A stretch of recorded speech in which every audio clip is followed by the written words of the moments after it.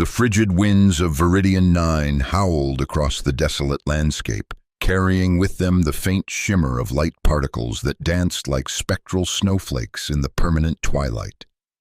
Kyle Varin pulled his thermal jacket tighter around his broad shoulders as he stared out the viewport of his cargo vessel. The nightfall. The moon's surface below was a tableau of ice and shadow, punctuated by the glowing domes of Oratech's light harvesting stations, artificial stars arranged in a precise constellation across the frozen wasteland.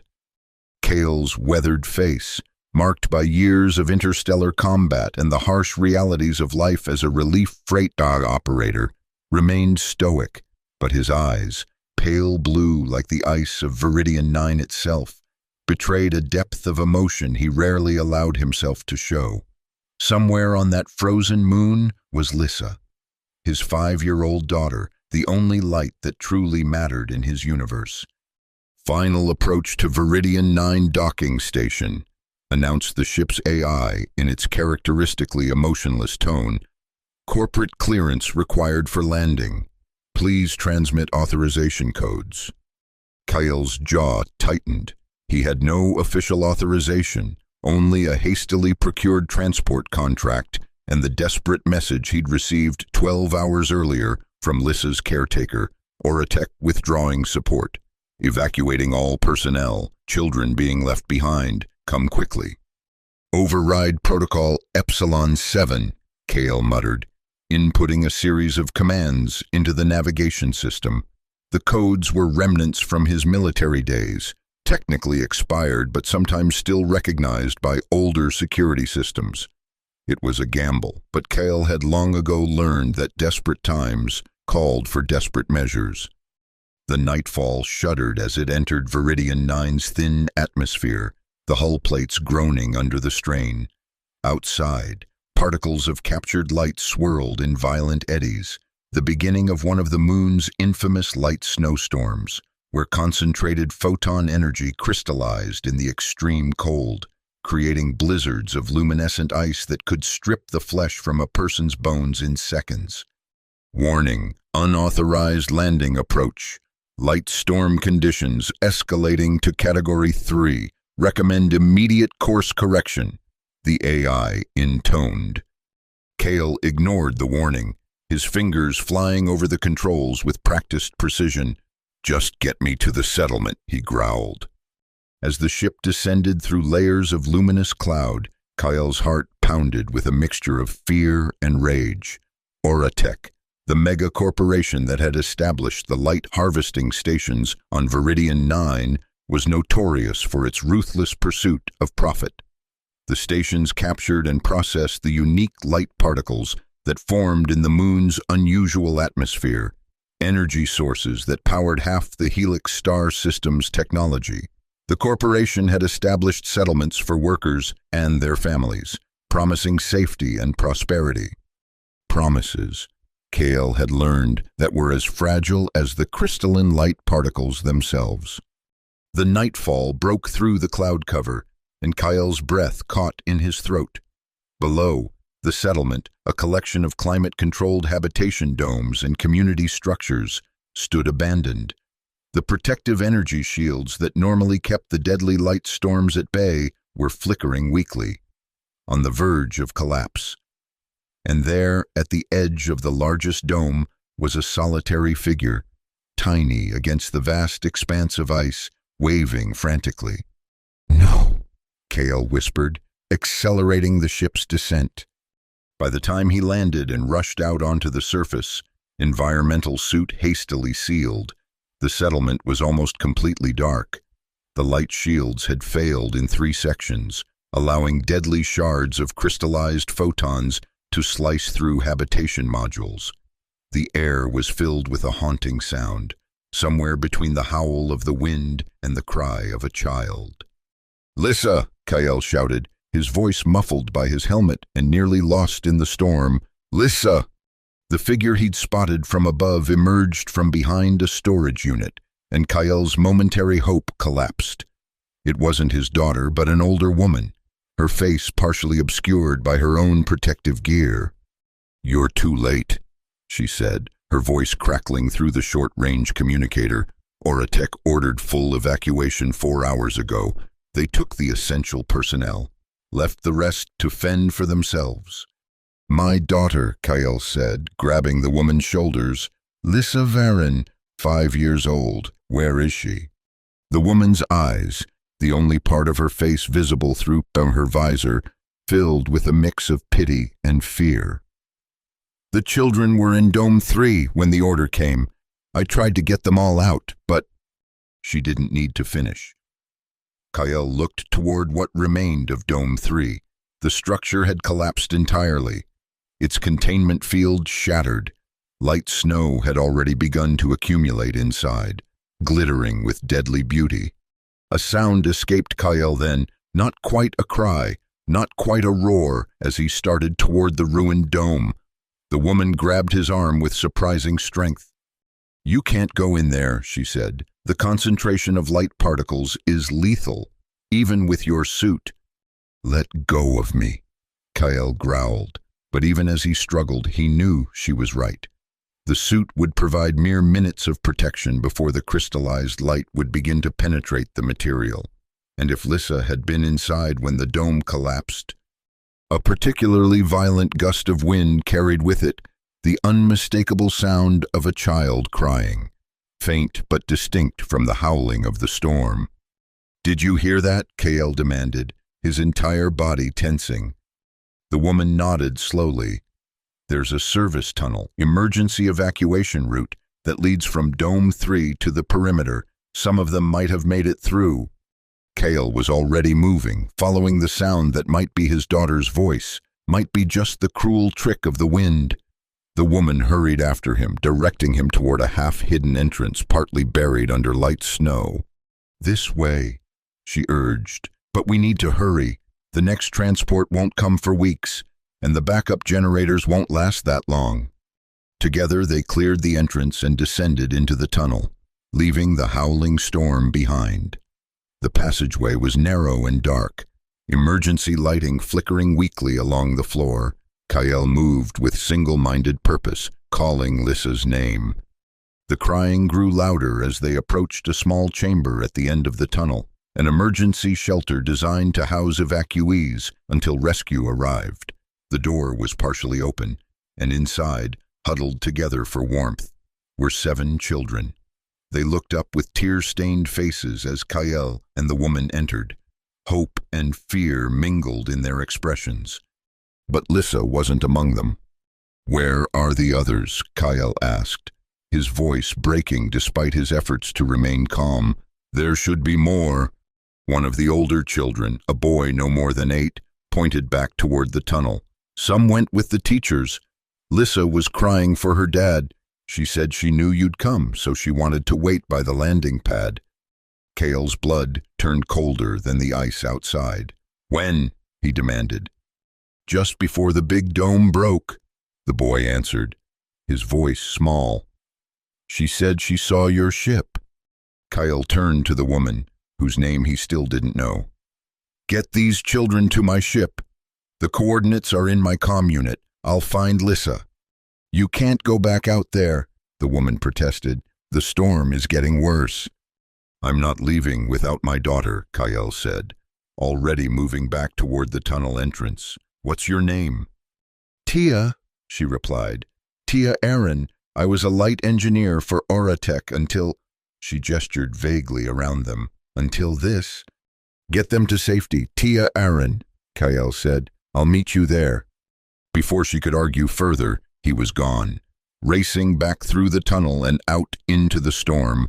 The intensity had increased dramatically in the short time they'd been underground. Sheets of light snow swirled around him, reducing visibility to mere meters. Each step was a battle against the wind and the growing accumulation of crystallized particles that crunched beneath his boots. "Lissa!" he shouted, his voice lost in the maelstrom. He made his way toward what remained of the landing pad, where incoming ships would dock during calm weather. If Lissa had gone there looking for him, there was a chance, a small chance, she might have found shelter in one of the maintenance sheds. The storm intensified, light particles now striking his suit with enough force to register as small impacts. Warning indicators flashed inside his helmet. Suit integrity compromised. Estimated protection time, 12 minutes. Kyle pushed forward, scanning desperately for any sign of his daughter. And then, through a momentary break in the swirling particles, he saw it. A small figure huddled against the base of a communication array, wrapped in what looked like a thermal blanket. "Lissa!" Kale cried out, rushing toward her. The figure stirred, a small face turning toward him, but it wasn't Lissa. It was a doll, one of the companion toys given to children in the settlement, and tied to it was a data chip. With trembling hands, Kyle detached the chip and inserted it into his suit's reader. A holographic message flickered to life before his eyes, the image distorted by the storm but unmistakable. A man in an Oratech military uniform, his face cold and calculating. "To whoever finds this," the man said, his voice clear despite the interference, "know that the children of Viridian 9 are now under the protection of Oratech Corporation. They represent a significant investment in our future operations. If you are a parent seeking your child, understand that your contract clearly stipulates that all dependents become property of the corporation in the event of settlement abandonment." The man's face filled the projection, his eyes hard. "I am General Oris, head of Oratech Security. Any attempt to interfere with corporate assets will be met with lethal force." The message ended, leaving Kyle standing in the storm, the warning in his helmet now more urgent. Suit breach imminent. Evacuate immediately. But Kyle barely registered the warning. In his mind, he saw Lissa, her dark curls and bright eyes, her laughter that could warm even the coldest day on this frozen moon. And now she was gone, taken by Oratech, by this General Oris, treated not as a child but as corporate property. Something broke inside Kyle Varen in that moment, something that had been holding back the darkness he'd carried since his days as a soldier. A cold fury replaced his desperation, crystallizing like the particles around him into something hard and sharp and dangerous. Warning, suit breach, critical exposure in 3, 2. Kale turned and ran, not toward safety but toward a future that had suddenly become clear to him. Oratech had taken his daughter. They had abandoned these people, these children. They harvested light from this moon with no regard for the lives they destroyed. And now, Kale Varen would teach them the true meaning of darkness. Tia Aaron sat in the co-pilot seat of the Nightfall, watching as Kyle methodically checked the ship's systems.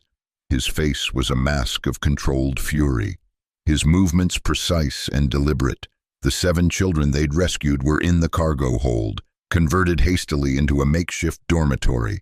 They were safe, fed, and resting, but they weren't Lissa.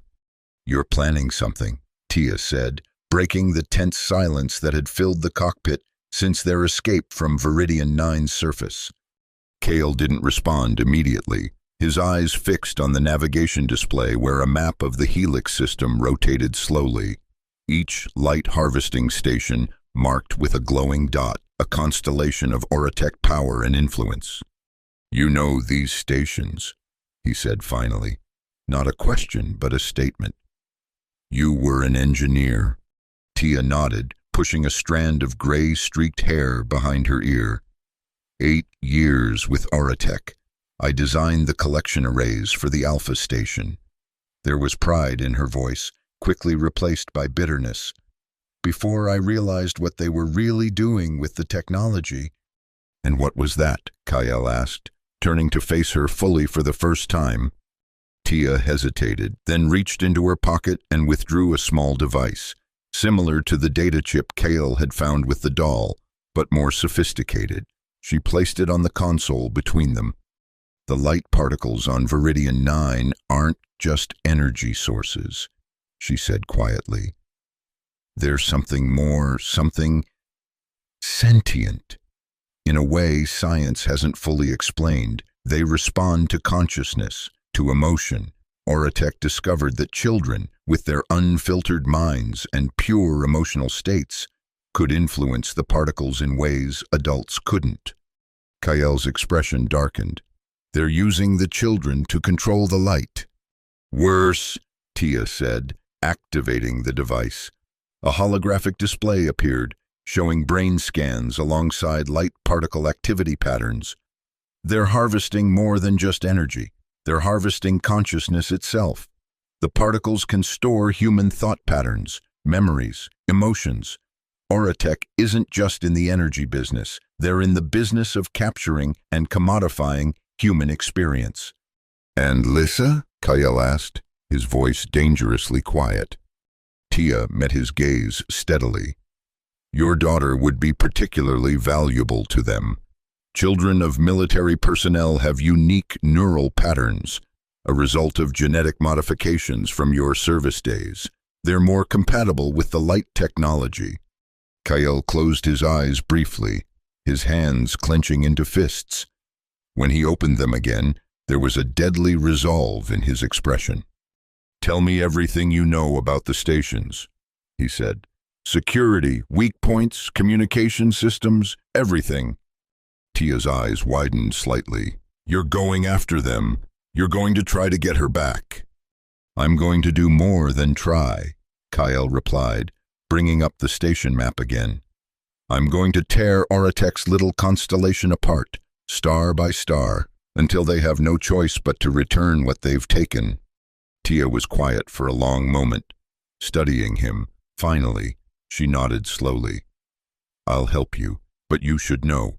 What you're planning is suicide. Oratech's security forces are essentially a private military, and General Orus. She trailed off, a flicker of fear crossing her face. You know him, Kael observed. Everyone who's worked for Oratech knows Orus, Tia replied grimly. He was one of the first to undergo the consciousness integration process. His mind partially merged with the light technology. It made him more efficient, more ruthless. Some say it made him less human. Kael's expression didn't change. I've faced worse.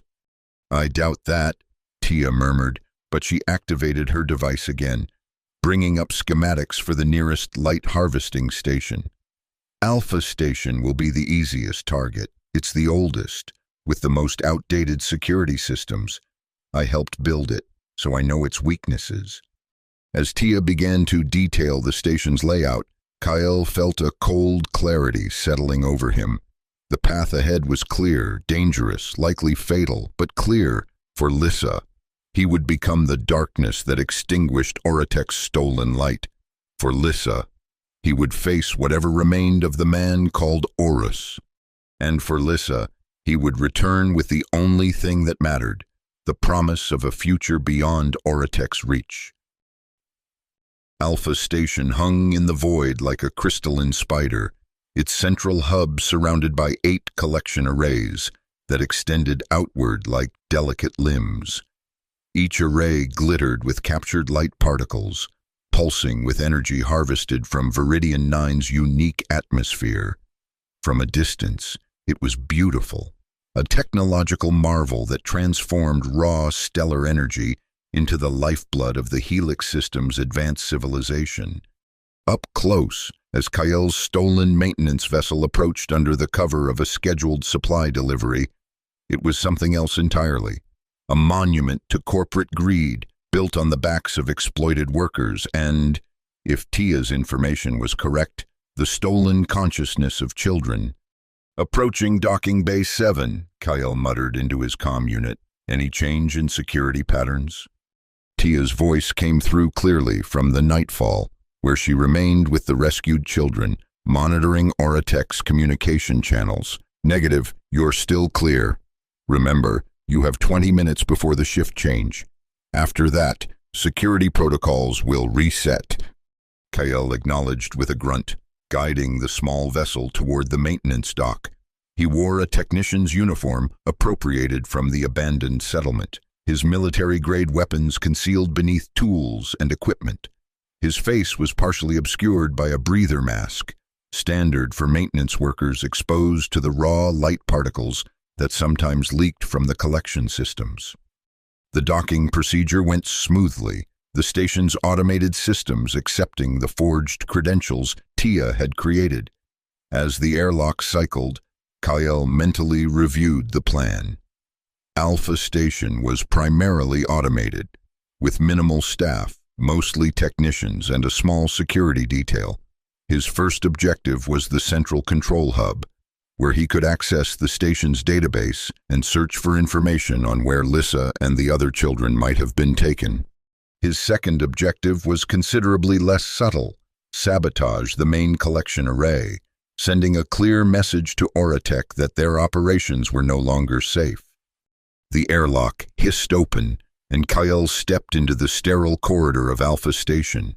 The interior was bathed in the pale blue glow of processed light energy, creating long shadows that stretched and shifted as the particles pulsed through transparent conduits running along the ceiling. "I'm in," he murmured into his comm. "Proceeding to Central Hub," Tia confirmed. "Security cameras on this level have been looped. You have clear passage through Sector 3. Kyle moved with purpose, his footsteps silent despite his heavy frame. Years of military training had taught him how to become a ghost when necessary, how to move through hostile territory undetected.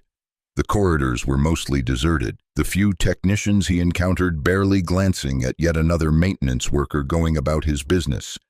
The central hub was located at the heart of the station, a circular chamber where all the collection array's output converged. According to Tia's schematics, it also housed the main computer system and the security protocols that protected Oratech's most sensitive data. Kale reached the hub's entrance without incident, pausing at the sealed door that required both biometric authentication and a security code. This was the first real test of Tia's inside knowledge. "I'm at the hub," he whispered, initiating bypass. From his toolkit, Kyle removed what appeared to be a standard diagnostic device. In reality, it was a sophisticated hacking tool, programmed by Tia with algorithms designed to mimic authorized biometric signatures. He attached it to the security panel and activated the sequence. For a tense moment, nothing happened. Then, with a soft chime, the panel flashed green and the door slid open. The central hub was a cathedral of light and technology. The domed ceiling rose 20 meters above, entirely transparent to reveal the star-filled void beyond. Below, arranged in a circle, were 8 workstations corresponding to each collection array. At the center stood a column of pure light, the concentrated essence of the harvested particles, contained within a magnetic field that pulsed with hypnotic rhythm. Kyle moved to the nearest workstation, aware that his window of opportunity was rapidly closing. The hub was currently unoccupied, a stroke of luck he hadn't counted on, but that could change at any moment. "I'm at the main console," he reported, his fingers flying over the interface. "Initiating data search." "Be careful," Tia warned. "Any direct query about the children will trigger an alert. Use the personnel transfer protocols instead. Look for recent reassignments." Kale followed her instructions, navigating through layers of administrative data until he found what he was looking for. A personnel transfer order dated the day of the evacuation. His breath caught as he saw the destination: Central Star Facility. "Tia," he said urgently, "what's the Central Star Facility?" There was a pause before she responded, her voice tight with what might have been fear. "That's Oratech's primary research installation. It's where they developed the consciousness integration technology. If they've taken the children there—" She didn't need to finish. Kyle had seen enough of war to know what happened to those used for experimental purposes. His jaw clenched as he continued searching, looking for any specific mention of Lissa. And there it was, a simple line of text that made his blood run cold. Subject L. Varin transferred to Central Star Facility for protocol illumination, authorized by General Orus. I found her, Kyle said, his voice barely audible. They have her at this central star place, something called Protocol Illumination. Tia's sharp intake of breath was clear over the comm. Kyle, you need to get out of there now. Protocol Illumination is their most advanced consciousness harvesting procedure. It's not something they use on ordinary subjects. What does that mean? Kyle demanded, already downloading the station schematics and security codes to his portable device. It means Lissa has something they want badly enough to risk the procedure, Tia replied grimly, and it means we have less time than I thought. Kyle didn't waste time asking more questions. He moved to the central column of light, removing a small device from his toolkit. This was the second part of his mission, the message to Oratech that would begin his campaign of revenge. The device was simple but effective, a disruptor that would destabilize the magnetic containment field just enough to cause a cascading failure in the collection system, not enough to destroy the station or harm the personnel, but enough to cost Oratech millions in lost revenue and repairs. He attached it to the base of the column, set the timer for 5 minutes, and turned to leave, only to find himself facing 3 security officers, their weapons drawn and aimed directly at his chest. Hands where we can see them, the lead officer ordered, her voice echoing in the cavernous space. Kyle's mind raced, calculating distances and angles, assessing threats. 3 officers, standard Oratech security gear, probably basic combat training but nothing special. In his prime military days, he could have taken them all without breaking a sweat. Now, older and out of practice, the odds were less favorable but still workable. Just finishing up some maintenance, he said casually, raising his hands while subtly shifting his weight to the balls of his feet. Containment field was showing some fluctuation. Identification, the officer demanded, not lowering her weapon. Kale reached slowly toward his chest pocket, as if to retrieve an ID card. In one fluid motion, he instead drew a small canister and tossed it at the officer's feet. It erupted into a cloud of dazzling particles, a light grenade, designed to temporarily overload optical nerves. The officers cried out, momentarily blinded, and Kyle was moving before the particles had fully dispersed. A quick strike to the first officer's solar plexus dropped her to her knees.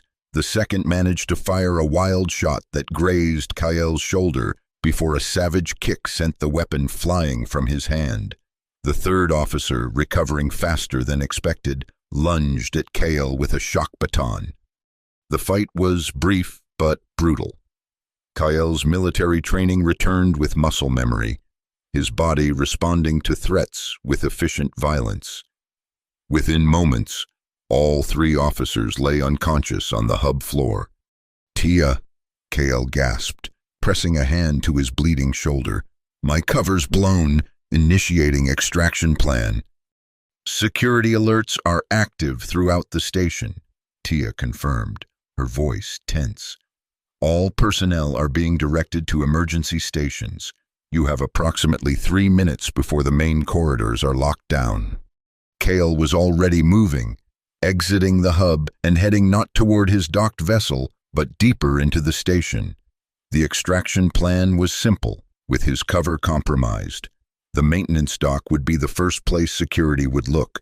Instead, he would make his way to the emergency escape pods located near the station's outer ring.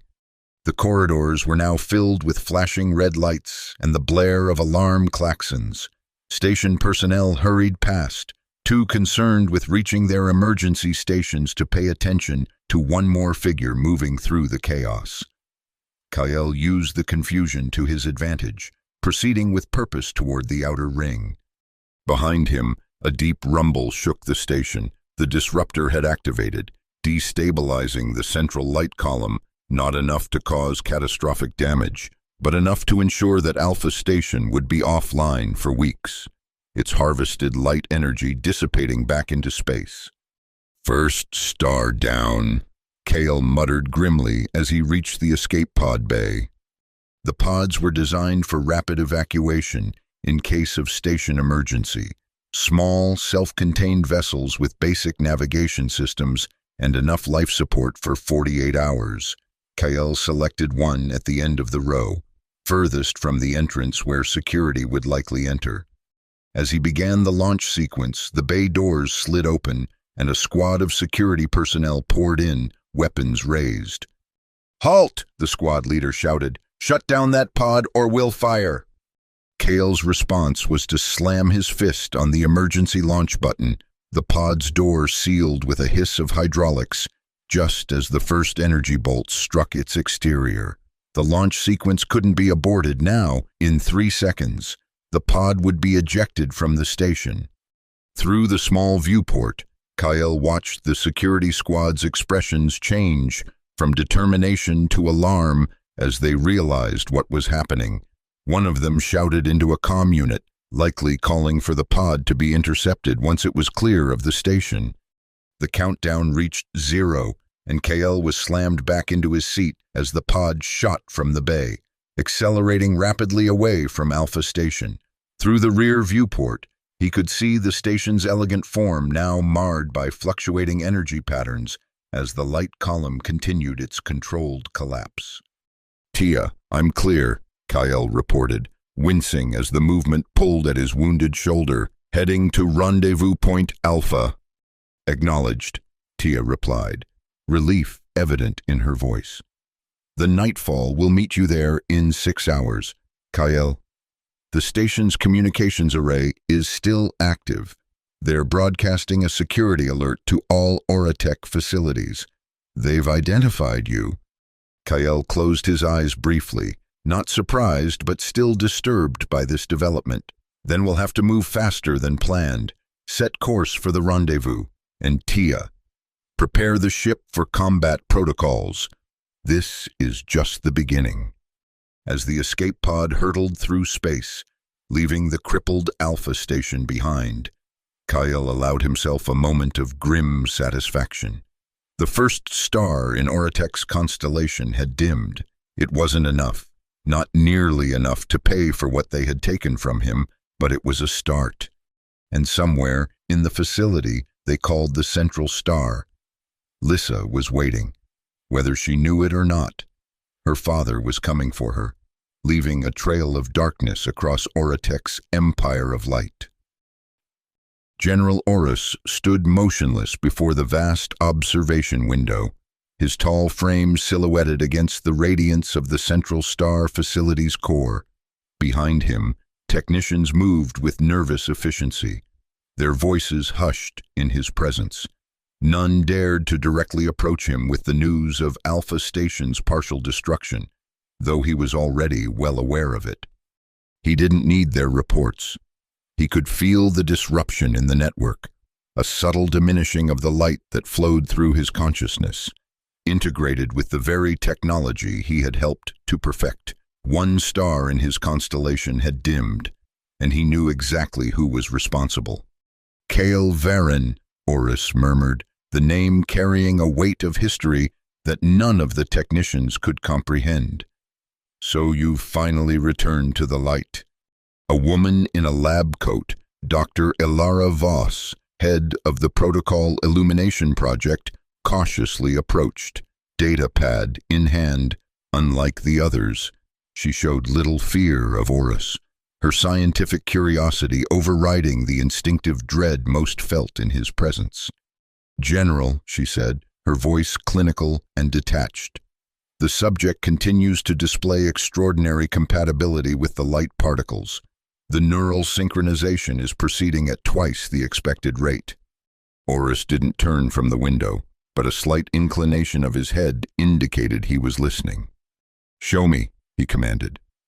Dr. Voss activated her data pad, and a holographic display materialized between them, brain scans of a child, neural pathways illuminated with strands of light that pulsed in complex patterns. Alongside these images ran data streams showing energy output, consciousness integration levels, and stability metrics.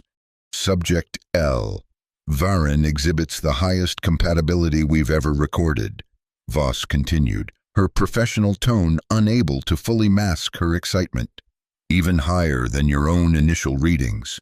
General, if the integration proceeds as projected, she could become the perfect vessel for the Central Star's expanded consciousness network. Now Oris did turn, his movements unnaturally fluid, as though his body were partially suspended in liquid. His eyes, not quite human anymore, fixed on the holographic image of Lissa's brain, tracing the paths of light that had already begun to alter her neural structure. "And her consciousness?" he asked, his voice resonating with harmonics that made the air itself vibrate. "Is it intact?"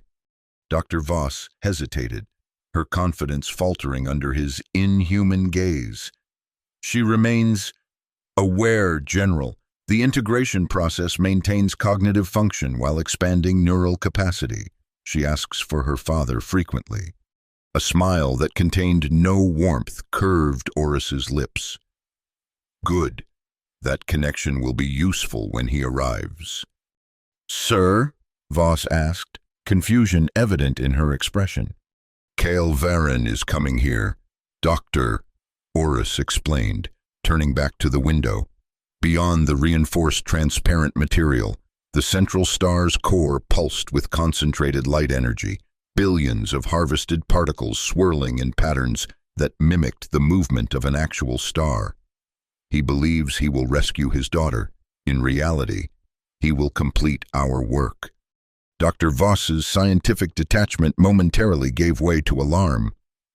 "General, security protocols after the Alpha Station incident have been elevated, but if Varen was indeed a military operative, as the reports suggest, he may still pose a significant threat to—" "To what, Doctor?"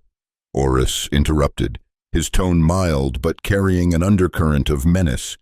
"To your research, to our timetable. Varen is not a threat, he is a catalyst. His presence, his connection to the child, will accelerate the integration beyond what your careful scientific methods could achieve in months." He raised a hand, and the air around it shimmered with visible light particles that responded to his will, coalescing into a small, perfect sphere that rotated slowly above his palm. "The light responds to emotion, Doctor. The strongest emotions create the strongest resonance, and what emotion is stronger than a father's love for his child?" The sphere in his hand pulsed brighter, or his rage when that child is threatened. Dr. Voss took an involuntary step back, her scientific curiosity now tempered by genuine fear. "I'll increase security on the integration chamber nonetheless, General." "Do as you wish," Oris said dismissively, closing his hand around the sphere of light, which dispersed back into ambient particles. "But ensure that when Varen arrives, his path leads him to me. We have unfinished business, he and I." As Dr. Voss hurried away, Oris returned his gaze to the Central Star's core. Soon, with the Varen child as the perfect vessel and her father's emotional energy as the catalyst, the next phase of consciousness integration would begin. Not just the harvesting of individual experiences or the enhancement of human capability, but something far more profound, the merger of all human consciousness with the light itself. Oris had long ago surrendered his humanity to glimpse this future. Soon, the entire Helix system would follow, willingly or not, and it would begin with one child and her father's doomed attempt at rescue. "Come, old friend," Oris whispered to the void. "Follow the light home." The rendezvous with the Nightfall went smoothly, the escape pod's tracking beacon guiding Tia to Kyle's location in the debris field of an ancient asteroid mining operation. As Kyle transferred from the pod to his ship, the reality of his situation settled heavily upon him. Alpha Station had been just the beginning, a statement of intent. To reach Lissa at the Central Star facility would require more than improvised sabotage and quick reflexes. It would require an army, which he didn't have, or a plan so audacious that even Oratech wouldn't see it coming. In the Nightfall's small medical bay, Tia tended to Kyl's shoulder wound with practiced efficiency. Her background, it seemed, included more than just light engineering. Military medical training, she explained when Kyle raised an eyebrow at her technique. Before Oratech recruited me, I served as a field medic during the Outer Rim conflicts. We might have crossed paths, Kyle said, wincing as she applied a regenerative compound to the energy burn. I was with the 47th Tactical Division, specialized in deep insertion operations. Tia's hands paused momentarily. The Ghost Squadron, she said quietly. I heard stories. They said your team could infiltrate any facility, no matter how secure. Most of those stories were exaggerated, Kyle replied, though his expression suggested otherwise. But we were effective. Effective enough to break into the Central Star facility? Tia asked, securing a bandage over the wound. Kyle's eyes met hers, cold determination evident in their pale blue depths. I need to know exactly what we're dealing with. Everything you know about this facility, this protocol illumination, and Horus. Tia finished her work in silence, then led Kyle to the ship's small conference area, where she had already prepared a detailed briefing. The rescued children were asleep in the converted cargo hold, their futures uncertain but at least temporarily secure. The Central Star facility is Oratech's crown jewel, Tia began, activating a holographic display that showed a massive installation constructed around what appeared to be an artificial star. It's where all the harvested light from the outer stations is processed and refined. It's also where Oratech conducts its most advanced research on consciousness integration. The display zoomed in, revealing the facility's complex structure, a central hub surrounded by research modules, habitation rings, and defensive installations. Security is beyond anything you faced at Alpha Station, Tia continued grimly. Multiple layers of automated defenses, elite security forces, and constant surveillance. A frontal assault would be suicide, even for a Ghost Squadron veteran. And inside? Kyle asked, studying the schematic with a professional eye. Where would they be keeping Lissa? Tia manipulated the display, highlighting a section near the facility's core. The integration chambers would be here, adjacent to the Central Star itself. That's where protocol illumination would be conducted. She hesitated, then added softly, Kyle, you should understand what this protocol entails. It's not just about harvesting consciousness or memories. It's about fundamentally altering neural pathways to create a perfect interface between human mind and light technology. What does that mean for Lissa? Kyle demanded, his voice tight with controlled fury. If the process is successful, she would become a vessel, a conduit for the light itself. Her consciousness would remain intact, but expanded, changed in ways we can't fully comprehend. Tia's expression was haunted. I've seen the results of failed integration attempts. They're not pretty. Kyle absorbed this information in silence, his tactical mind already formulating and discarding potential approaches. Finally, he looked up, his decision made. We can't do this alone, he said. We need help. What kind of help? Tia asked cautiously. Oratech has most of the system's military forces in their pocket. The independent operators who might take on this kind of job wouldn't stand a chance against Central Star's defenses. Not military help, Kyle clarified, bringing up a new set of coordinates on the ship's navigation system. Technical help. There's a group of non-governmental programmers who operate on the fringes of the Helix system. They've been fighting Oratech's information monopoly for years. If anyone can help us penetrate Central Star's security systems, it's them. Tia looked skeptical but didn't argue. And if they agree to help, what then? Even with security compromised, you'd still be one man against an army. Kyle's expression hardened. Before I infiltrate Central Star, I'm going to make sure Oratech has more pressing concerns than one man. He brought up the map of light harvesting stations again, the constellation that powered Auratech's empire. Alpha Station was just the first star to fall. By the time I reach the central star, half of these will be dark. Tia studied him, concern evident in her eyes. This isn't just about rescuing Lissa anymore, is it? This is about revenge. It's about justice, Kyle corrected, though the cold fury in his voice belied his words. Auratech abandoned those people on Viridian 9. They're treating children as property, as experimental subjects. They need to answer for that. And if obtaining that justice costs you your humanity? Tia asked quietly. What then? What would Lissa think of the father who returns for her?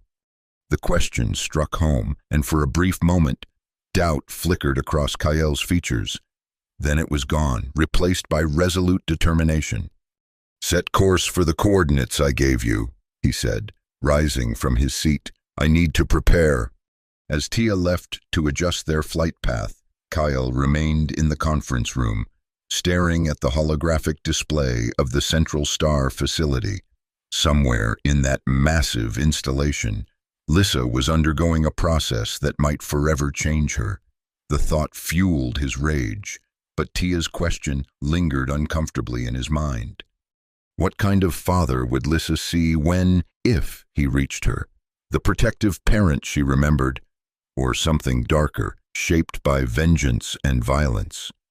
Kale had no answer. For now, all he could do was move forward, star by star, toward the center of Auratech's universe, and hope that when he arrived, enough of his humanity remained to recognize his daughter, and for her to recognize him. The headquarters of the non-governmental programmers, self-styled as the Light Hackers, was hidden within the hollowed-out husk of a derelict freighter drifting in the shadow of a gas giant at the edge of the Helix system. From the outside, it appeared to be nothing more than space debris, another casualty of corporate expansion. Inside, it housed one of the most sophisticated information warfare operations in the system. Kyle and Tia were met at the airlock by a young woman whose body was adorned with light-responsive tattoos that shifted and pulsed with her movements.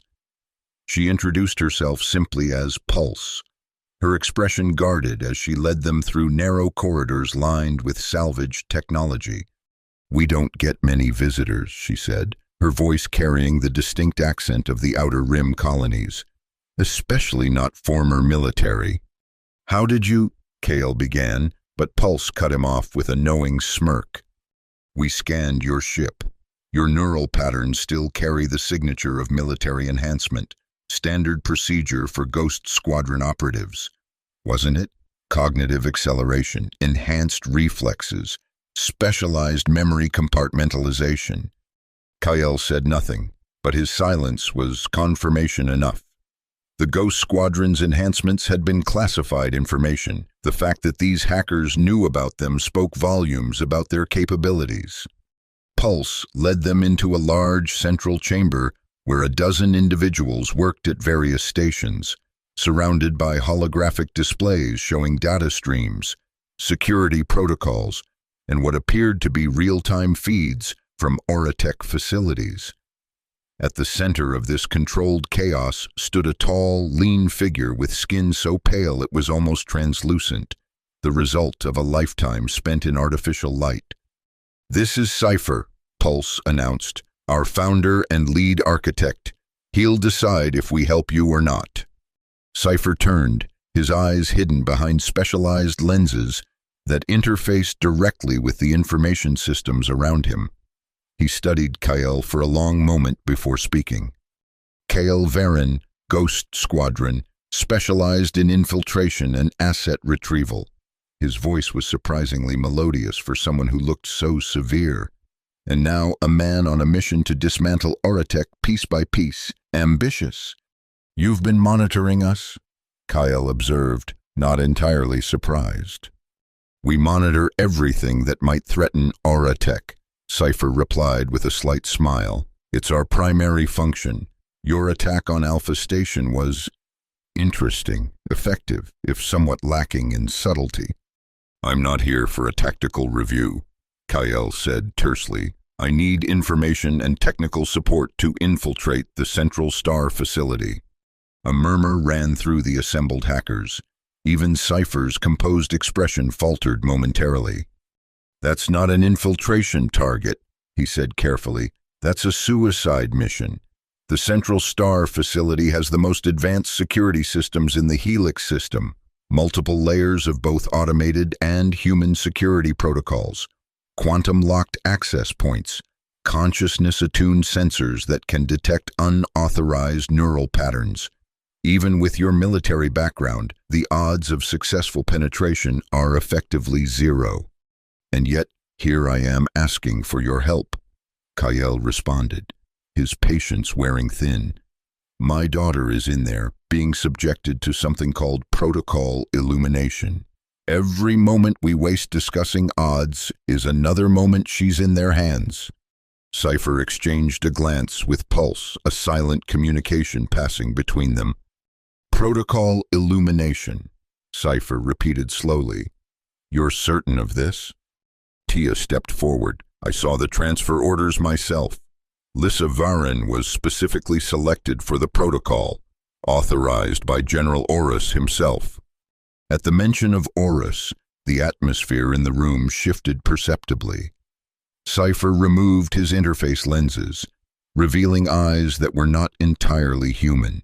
The irises contained swirling patterns of light, similar to the particles harvested from Viridian 9. You should see this, he said, gesturing toward a central holographic display. We intercepted this transmission from the Central Star facility 3 hours ago. It was heavily encrypted, intended only for Oratech's highest-level executives.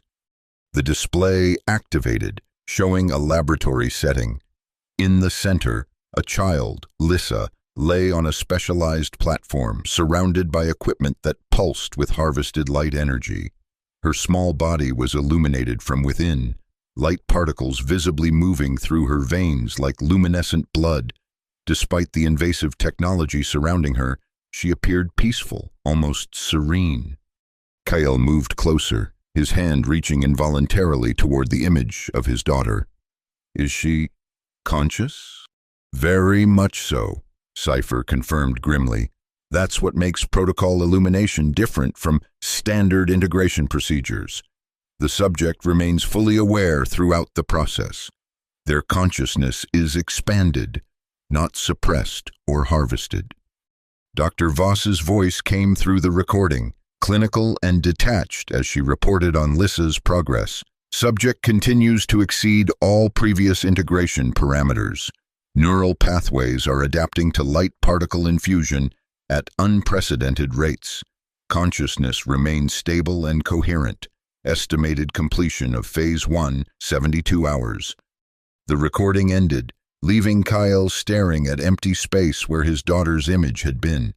When he turned back to Sci-Fi, his expression was that of a man who had moved beyond rage to something colder and more dangerous. 72 hours, he said quietly. That's how long I have to reach her before this Phase 1 is complete.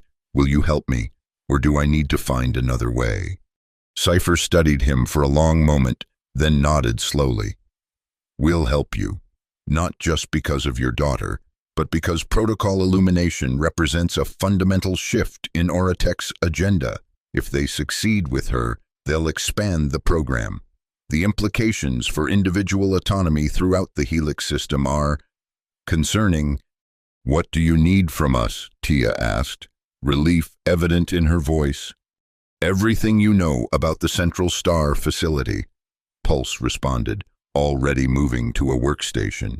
Security protocols, personnel rotations, access codes, anything that might help us create an infiltration vector.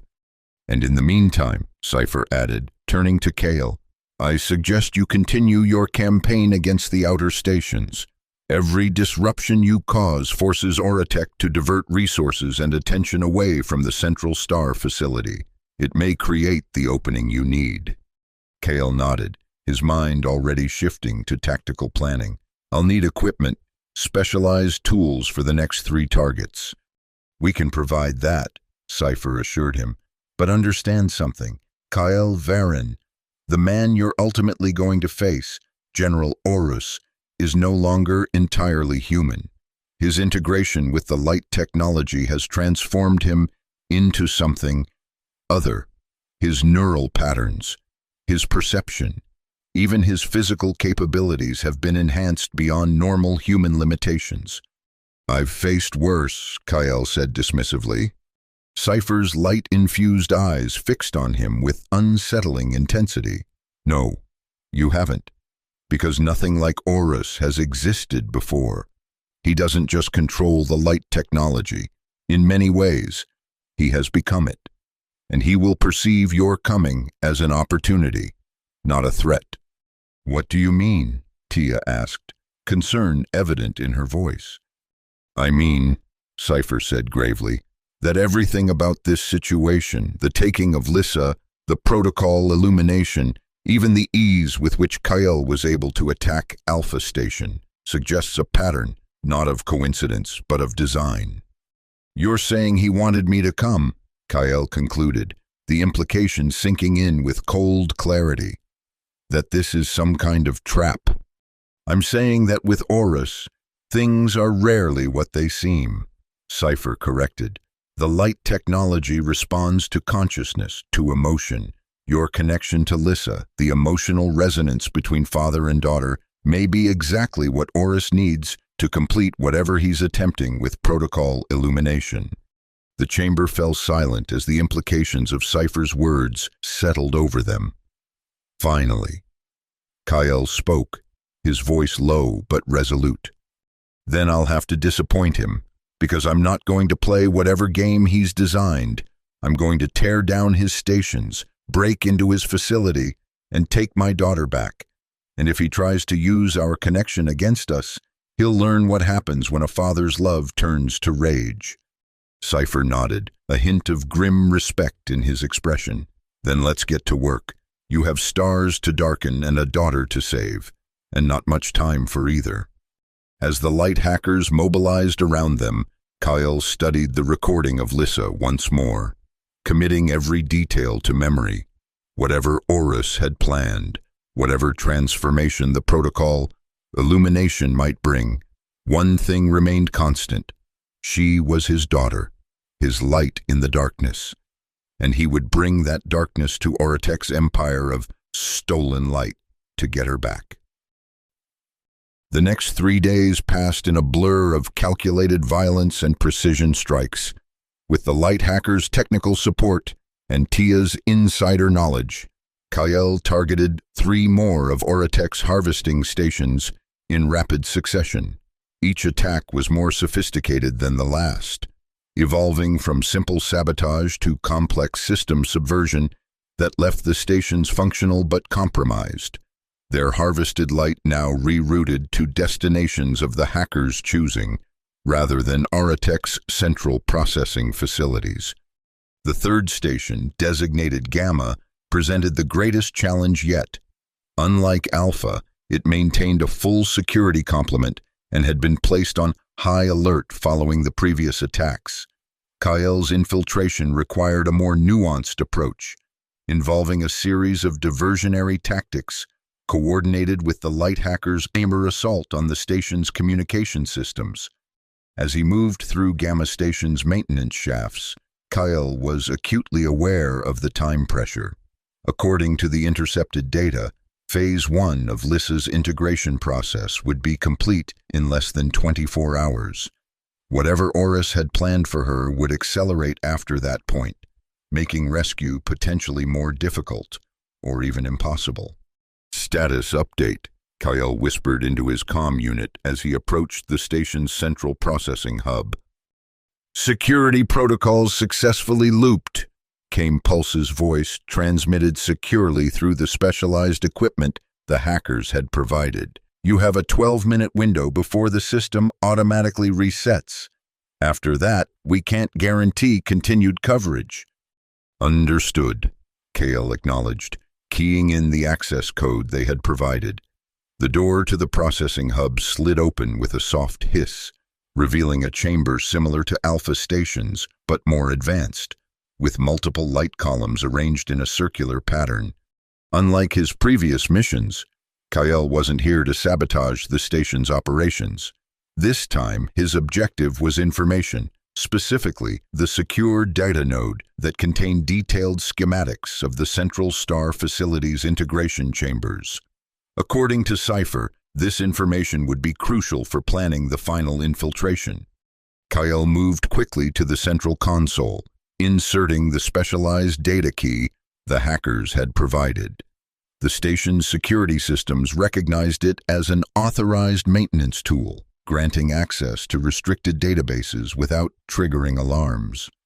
"I'm in," Kyle reported as he navigated through layers of classified information. "Accessing integration protocol database now."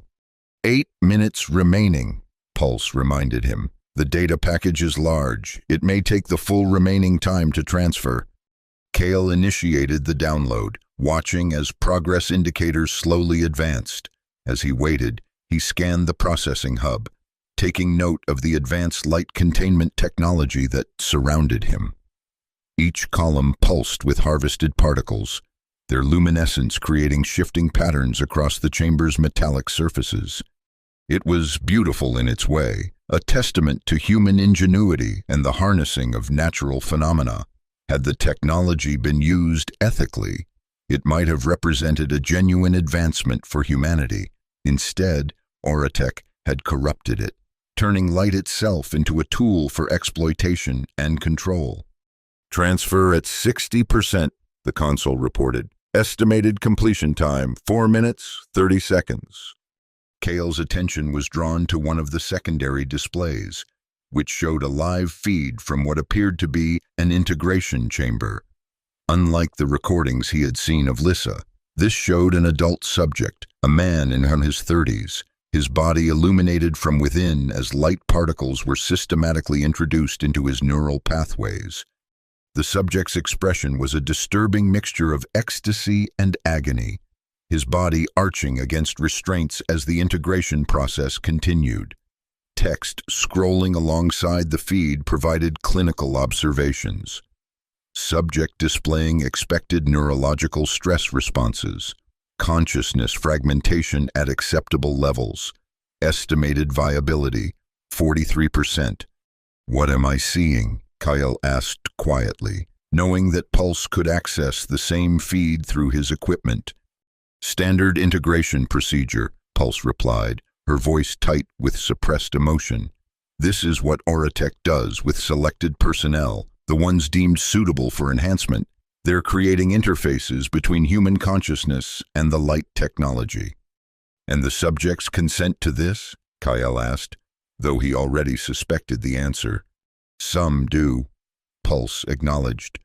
"The promise of enhanced capabilities, extended lifespan, elevated status within the corporation, it's enough to tempt many. Others have less choice in the matter." The data transfer reached 80% as Kyle continued to watch the integration process. The subject's vital signs were fluctuating wildly now, his consciousness apparently fragmenting under the strain of the procedure. "And this is what they're doing to Lissa?" Kale asked, his voice barely audible. "No," Pulse replied grimly. "What you're seeing is the standard procedure, with a success rate of approximately 40%. Protocol illumination is something else entirely, more invasive, more comprehensive, but paradoxically gentler on the subject's consciousness. That's why they use children. Their neural plasticity allows for integration without the fragmentation you're witnessing here." The data transfer completed with a soft chime, and Kyle removed the data key, securing it in a protected pocket of his tactical gear. "I have what we need," commencing extraction. "Wait," Pulse said suddenly, urgency in her voice. "New development. We're detecting an incoming transmission to Gamma Station, Priority Alpha, directly from the Central Star Facility." Kale paused, one hand on the exit door. "Can you intercept it?"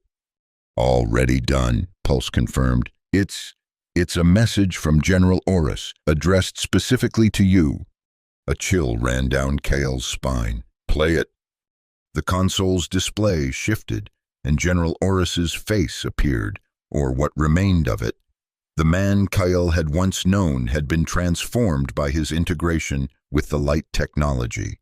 His skin had a translucent quality, with visible traces of light moving beneath the surface.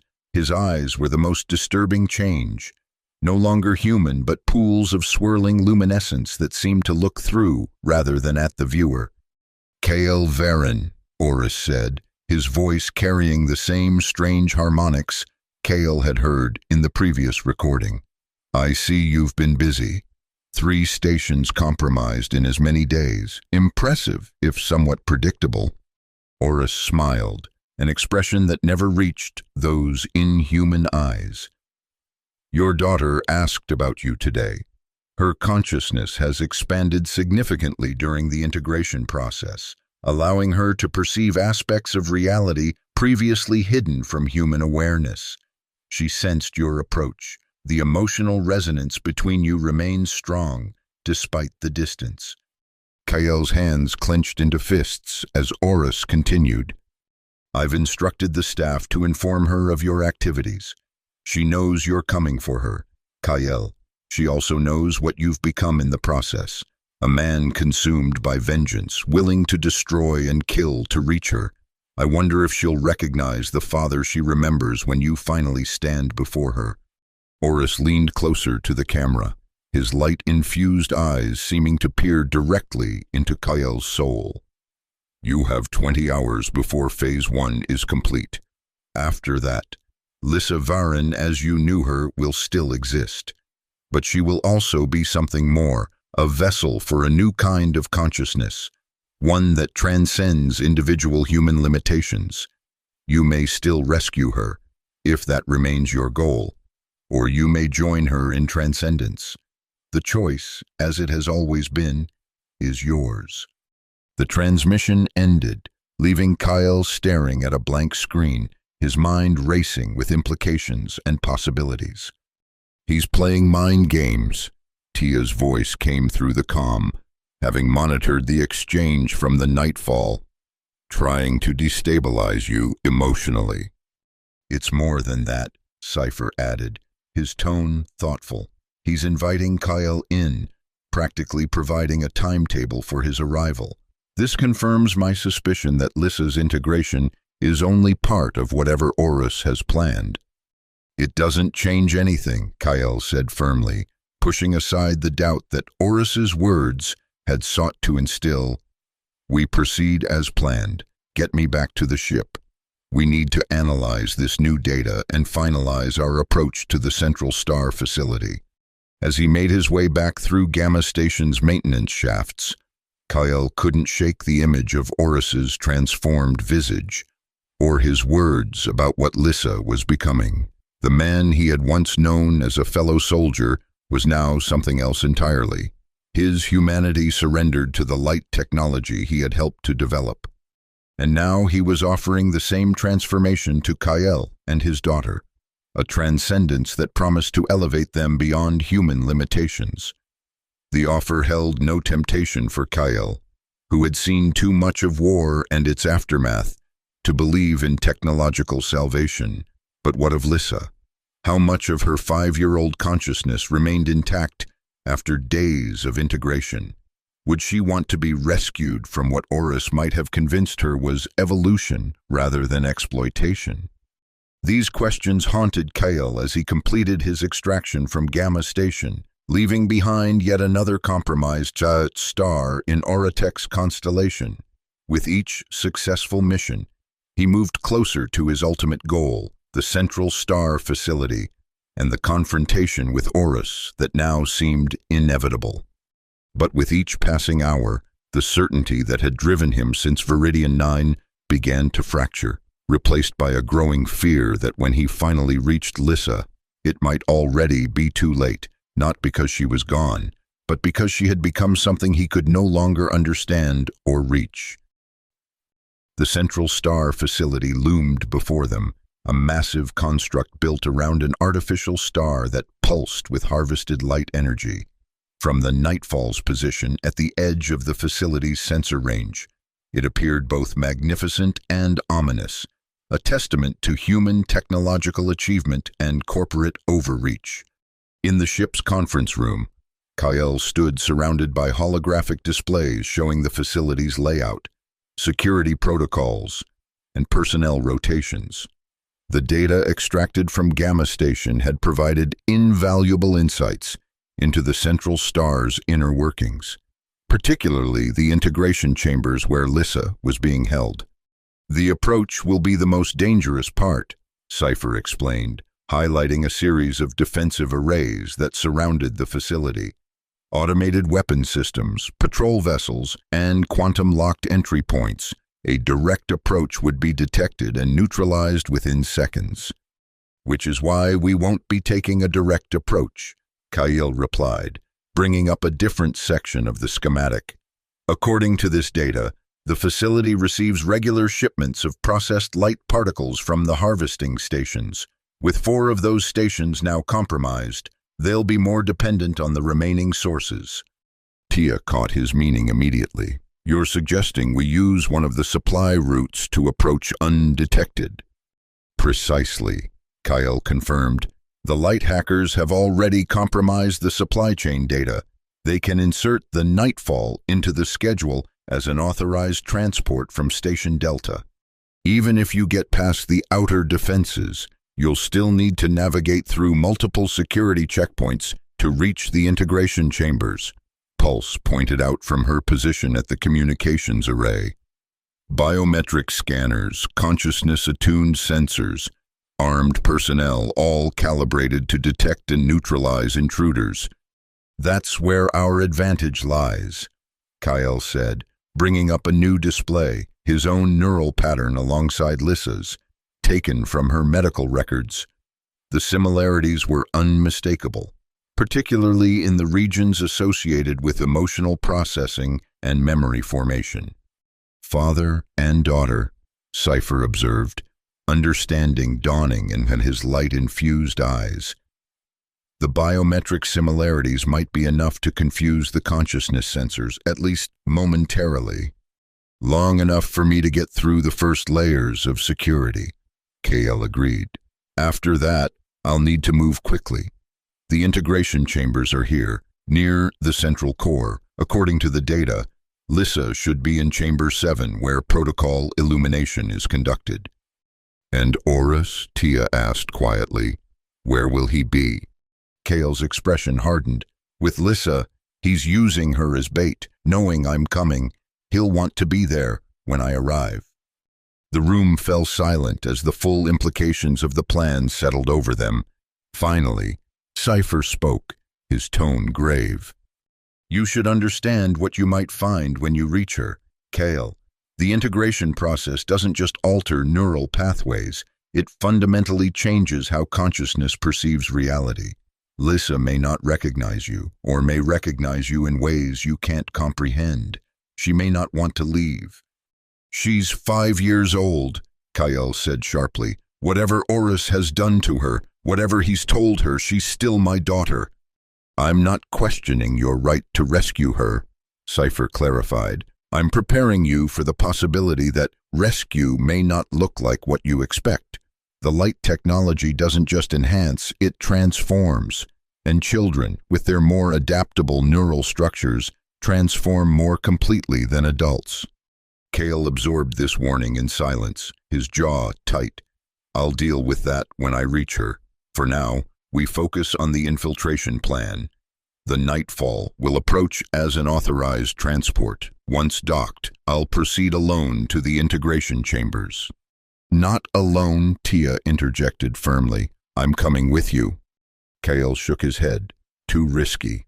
You need to remain with the ship and the other children. If something goes wrong, those children will need more than just a safe ship," Tia argued. "They'll need someone who understands what was done to them, who can help them recover. I'm coming with you to the integration chambers. My knowledge of the technology might make the difference between success and failure." Kale looked as though he wanted to argue further, but Sci-Fi intervened.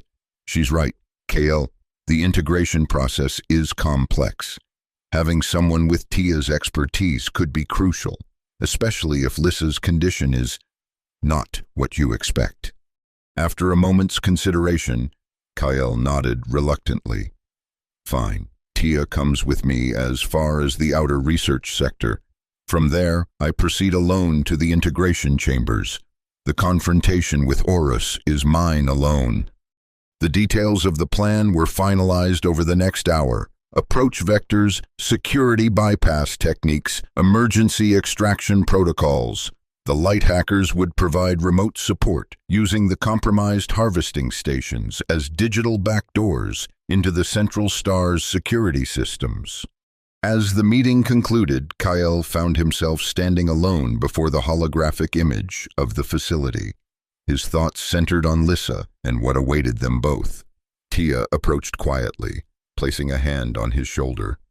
"We'll get her back," she said softly. "Whatever Horus has done, whatever she's become, we'll find a way to help her." Kyle covered her hand with his own, grateful for the human contact after days of focused rage and tactical planning. "And if we can't? If what Sci-Fi says is true, and she's been transformed beyond our understanding?" Tia was silent for a moment, considering her words carefully. "Then we adapt. We learn to understand what she's become. We find a new way to be family. But we don't give up on her, and we don't let Aurotech keep her as a tool for their ambitions." The simplicity and truth of this statement steadied Kyle, grounding him in the fundamental purpose of his mission. Beyond vengeance, beyond justice for Aurotech's abandoned workers, beyond even the destruction of the light harvesting network, this was about Lissa, about a father's love for his daughter and his commitment to her future, whatever form that might take. "We launch in 2 hours, Kyle said, straightening his shoulders. "I need to prepare." As Tia left to make her own preparations, Kyle remained with the holographic image of the Central Star facility, mentally tracing the path he would take to reach Lissa. Whatever awaited him at the end of that path, whether Horus's trap or Lissa's transformation, he would face it with the same determination that had carried him across the Helix system, darkening Aurotech's stars one by one. For in the darkness, sometimes, the truest light could be found.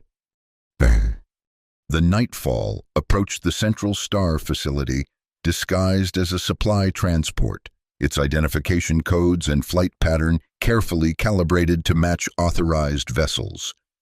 Kyle and Tia stood on the bridge, watching as the massive installation grew larger in the view screen, its artificial star pulsing at the core like a mechanized heart. "Incoming transmission," Pulse reported from the communications station. "Central Star Control requesting verification." "Send the response package," Kyle ordered, his voice calm despite the tension evident in his posture.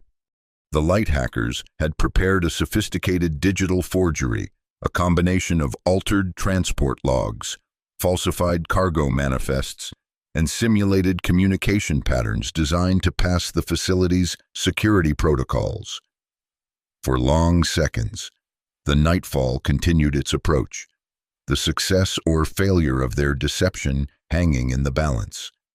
"Transport NF-477, you are cleared for approach to Docking Bay 12, came the response eventually. "Transmitting guidance coordinates now." A collective breath of relief passed through the bridge crew as the Nightfall was guided toward its designated docking position. The first hurdle had been cleared, but many more remained before Kale would reach Lissa. "Remember," Sci-Fi said, his image flickering in a holographic display. "Once you're inside, we can provide only limited support. The facility's internal systems are isolated from the wider network as a security measure. You'll be largely on your own until you reach the research sector where the integration chambers are located." "Understood," Kyle acknowledged, checking his equipment one final time. The specialized tools provided by the light hackers were designed to bypass or temporarily disable the facility's security measures without triggering alarms. His weapons were few but carefully selected, non-lethal options for dealing with security personnel who were, after all, just doing their jobs, and more destructive alternatives for emergencies. Docking procedure initiated, the ship's AI announced as the Nightfall aligned with Docking Bay 12. Estimated completion, 2 minutes. Tia moved to stand beside Kale, her own equipment prepared. "Are you ready for this?" she asked quietly. Kyle met her gaze, his expression resolute. "I've been ready since Viridian 9. Let's bring her home." The docking procedure completed with a series of mechanical sounds as the Nightfall secured itself to the Central Star facility. Beyond the airlock, a team of Auratech personnel would be waiting to process the supposed cargo shipment, the first test of their infiltration plan. "Good luck," Pulse said, her voice unusually solemn. "And remember, if things go sideways, we have contingencies in place. The Nightfall will remain docked for 4 hours. After that, they'll need to withdraw to avoid raising suspicion." Kyle nodded, understanding the implication. If he and Tia weren't back with Lissa within 4 hours, they would be on their own. Together, they moved to the airlock, where specialized maintenance uniforms awaited them, authentic Auratech gear appropriated from one of the compromised stations. Once dressed, they would blend in with the facility's numerous technical personnel, at least at a casual glance.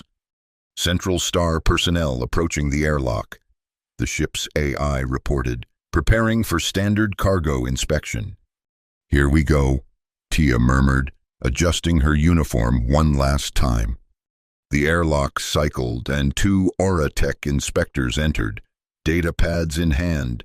They were focused on their task, expecting nothing more than routine paperwork and cargo verification. "Transport NF-477, we need to see your," the lead inspector began, then stopped abruptly as Kyle activated one of the light hacker's specialized tools, a neural disruptor that induced temporary unconsciousness without causing harm.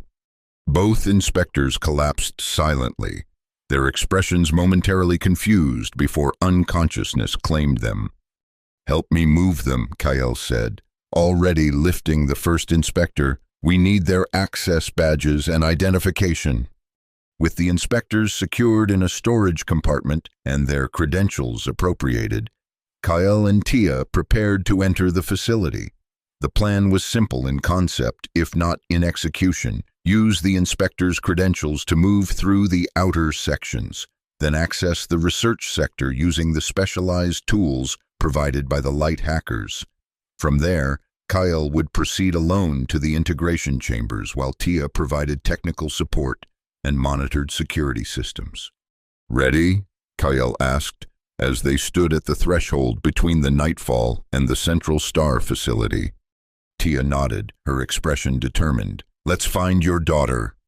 Together, they stepped through the airlock and into the heart of Auratech's empire. The Central Star facility's interior was a stark contrast to the utilitarian design of the harvesting stations Kyle had previously infiltrated. Here, at the center of Auratech's operations, aesthetics had not been sacrificed for function. Vast corridors with ceilings that arched 20 meters overhead were illuminated by light particles that flowed through transparent conduits, creating patterns that shifted and changed like living art. The walls themselves seemed to pulse with contained energy, giving the entire facility an organic quality despite its technological nature. Kale and Tia moved with purposeful confidence, their appropriated uniforms and credentials allowing them to blend with the stream of personnel moving through the facility's outer ring.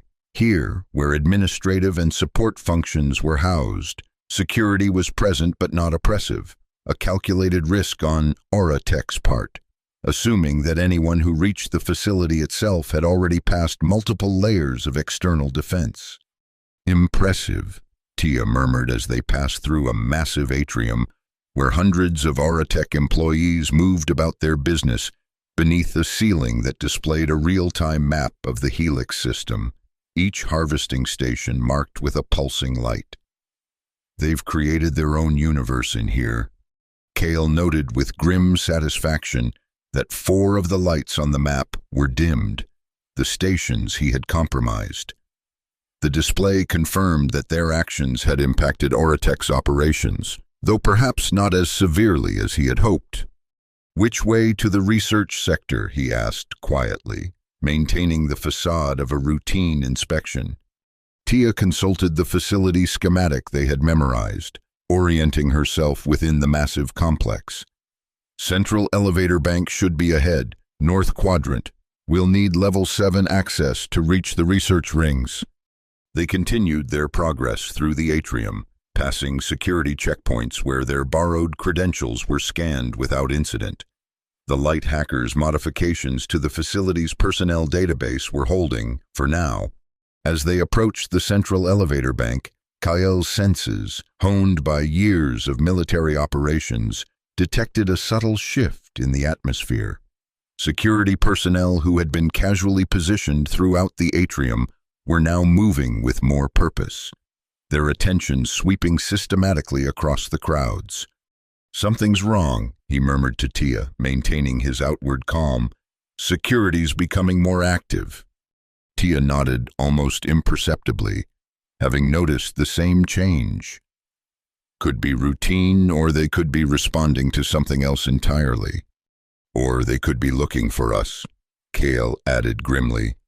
They reached the elevator bank without incident, joining a group of technicians waiting for transport to the facility's upper levels.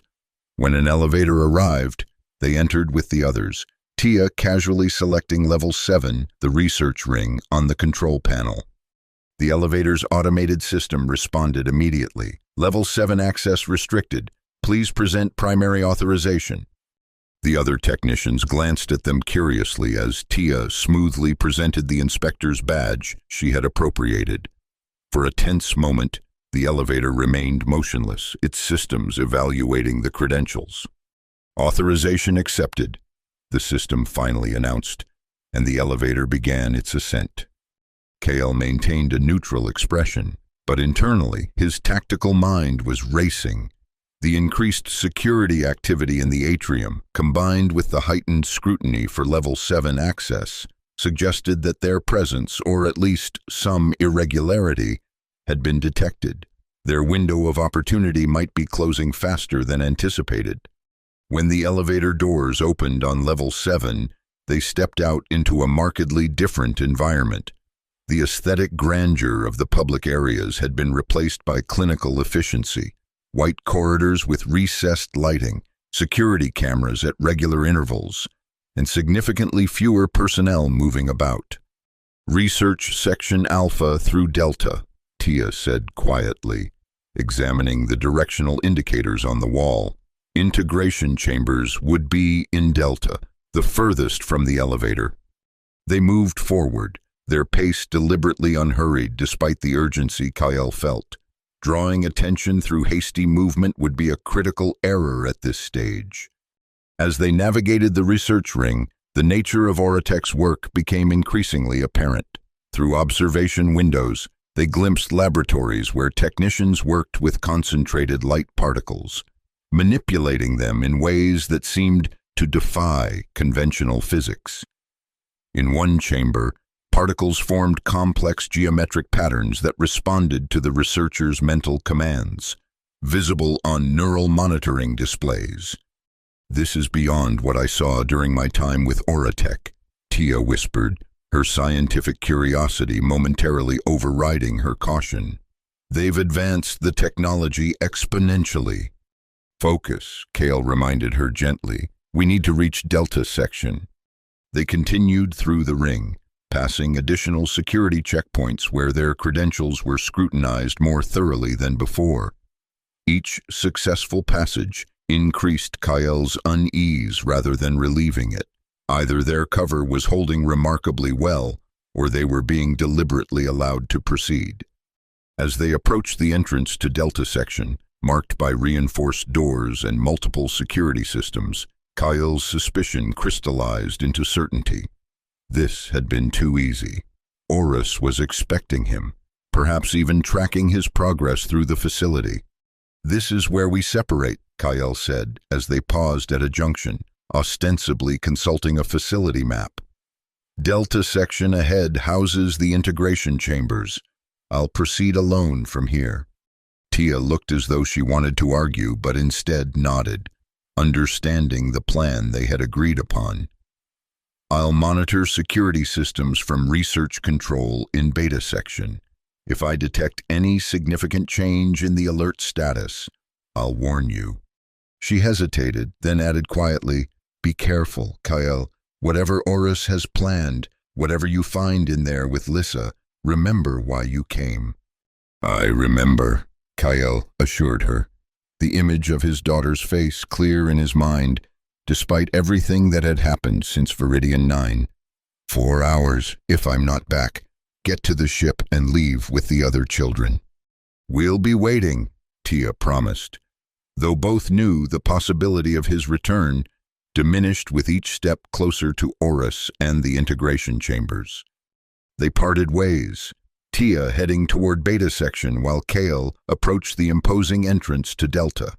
The security here was the most sophisticated he had encountered yet, multiple scanners that would analyze everything from biometric signatures to neural patterns. Taking a deep breath, Kyle presented the inspector's credentials and submitted to the scanning process. This was the moment of truth. Either the light hacker's modifications would hold, or he would be exposed and the mission would shift from infiltration to open conflict. The scanning process seemed to take an eternity, lights playing over Kyle's form as his borrowed identity was verified against Oratech's databases. Finally, with a soft chime, the security system spoke. "Inspector Talon, Level 7 access confirmed. Welcome to Delta Section." The reinforced doors slid open, revealing a circular chamber ringed with smaller rooms, the integration chambers where Oratech's most advanced consciousness experiments were conducted. The central space was dominated by a column of pure light that rose from floor to ceiling, similar to the harvesting stations but more refined, more controlled. And standing before this column, as if he had been waiting patiently for Kyle's arrival, was General Oris. He had changed even more since the transmission Kyle had seen. The integration of light technology with his physical form had progressed, making him appear almost translucent in places, the boundaries between flesh and light increasingly blurred. His eyes, no longer recognizably human, fixed on Kyle with an intensity that felt like a physical force. "Inspector Talon," Oris said, his voice carrying those strange harmonics that seemed to vibrate in Kyle's very bones. "Or should I say, Kyle Varin, I've been expecting you." Kyle abandoned the pretense, straightening to his full height as he assessed the chamber, noting potential threats and escape routes with practiced efficiency. "Where is my daughter, Oris?" A smile that contained no warmth curved Oris's lips. "Direct as always, one of the qualities I admired in you during our service together. Lissa is here. Of course, she's been waiting for you, though I should warn you she may not be exactly as you remember her." With a gesture that seemed too fluid for human anatomy, Oris indicated one of the integration chambers. Its door slid open, revealing a space that glowed with soft blue light. At its center, suspended in what appeared to be a field of pure energy, was Lissa. Kyle's breath caught in his throat. His daughter's small form was illuminated from within, light particles visibly moving through her body like luminescent blood. Her eyes were closed, her expression peaceful, almost serene. She appeared to be sleeping, yet the technology surrounding her made it clear that what was happening was far from natural rest. "What have you done to her?" Kyle demanded, taking a step forward only to find his progress halted by an invisible barrier, some form of containment field that separated him from Oris and the integration chambers. "I've given her a gift." "Kale," Oris replied, his tone suggesting genuine belief in his words. The gift of transcendence, Lissa's consciousness has expanded beyond the limitations of her human form. She perceives realities that most of us can only guess at, and she is just the beginning. Oris moved closer to the barrier, studying Kyle with those inhuman eyes. You've been busy, haven't you? 4 harvesting stations compromised in less than a week. Impressive, but ultimately futile. The light network is vast, far more extensive than you or your hacker allies realize. Your actions have been a minor inconvenience at best. If it was so minor, Kyle countered, searching for weaknesses in the barrier. Why allow me to reach you? Why not stop me at any of the dozen security checkpoints I passed? Oris's expression shifted to something that might have been approval. Because you're part of this, Kyle. You always have been. From our days in the Ghost Squadron to this moment, our paths have been intertwined in ways neither of us fully comprehended until now. He gestured toward Lissa's suspended form. Your daughter possesses extraordinary neural compatibility with the light technology, a genetic gift inherited from you. The military enhancements you received during your service altered your DNA in ways our scientists are only beginning to understand. Those alterations, passed to Lissa, make her the perfect vessel for what comes next. And what exactly is that? Kyle asked, playing for time as he continued to assess the situation. The barrier appeared to be a standard containment field, the kind used in high-security facilities throughout the Helix system. If the light hacker's equipment worked as promised, he had the means to disrupt it. But doing so would alert every security system in the facility. Evolution, Kyle, Oris replied, his voice taking on an almost reverent quality.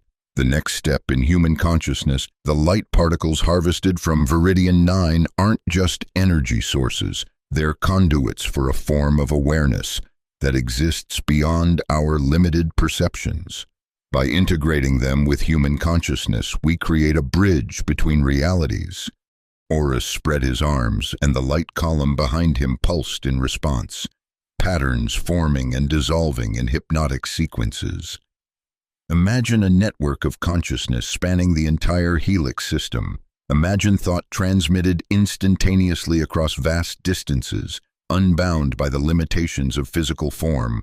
Imagine humanity freed from isolation, from the prison of individual perspective.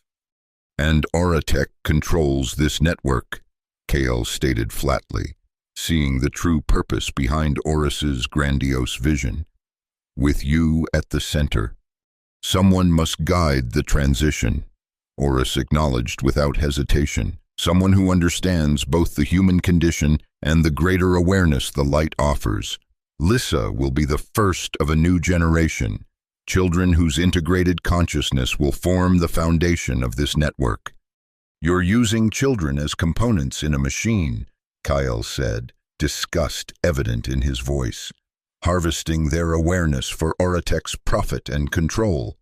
Oris shook his head, genuine disappointment crossing his features. You still don't understand. This isn't about profit or control, it's about transcendence. Auratech is merely the vehicle through which this evolution is achieved. As they spoke, Kyle noticed movement within the integration chamber. Lissa's eyes had opened, eyes that now contained the same swirling patterns of light that characterized Oris's inhuman gaze. She turned her head slowly, looking directly at Kyle through the transparent walls of the chamber. Dad? Her voice came through speakers in the chamber wall, still recognizably his daughter's, but overlaid with subtle harmonics that echoed Oris's transformed speech. You came.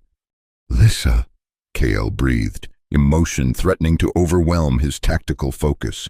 I'm here. I'm going to take you home.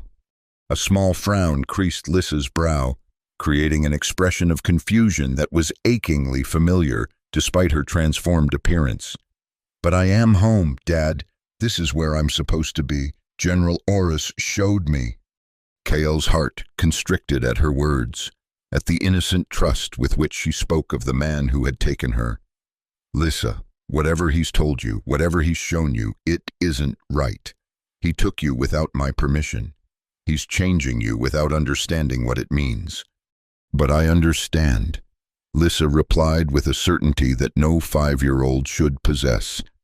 I can see things now, Dad, beautiful things. The light shows me everything, past and future, all connected. You could see it too. Oris watched this exchange with evident satisfaction. She adapts remarkably well. Most subjects, even children, experience some disorientation during the integration process. Lissa embraced it from the beginning. Her consciousness resonates with the light in ways our scientists hadn't thought possible. Kale ignored him, focusing entirely on his daughter. Lissa, listen to me. I've come to take you away from here, back to the nightfall, back to space. Remember how you loved watching the stars from the viewport? A smile flickered across Lissa's face, a normal, human expression that gave Kale hope. I remember. You would tell me stories about the constellations, made-up ones because you didn't know the real names. That's right, Kyle said, encouraged by this connection to their shared past. And we can do that again, just you and me, traveling together. The smile faded, replaced by that unsettling certainty. But I'm part of a real constellation now, Dad. Me and the other children, we're like stars connected by the light. I can feel them all. Taking me away would be like pulling a star out of the sky. Oris stepped forward, placing a hand on the wall of Lissa's chamber. You see the dilemma, Kyle. Lissa has begun to integrate not just with the light technology, but with the other subjects. Removing her now would cause trauma, to her and to the emerging network.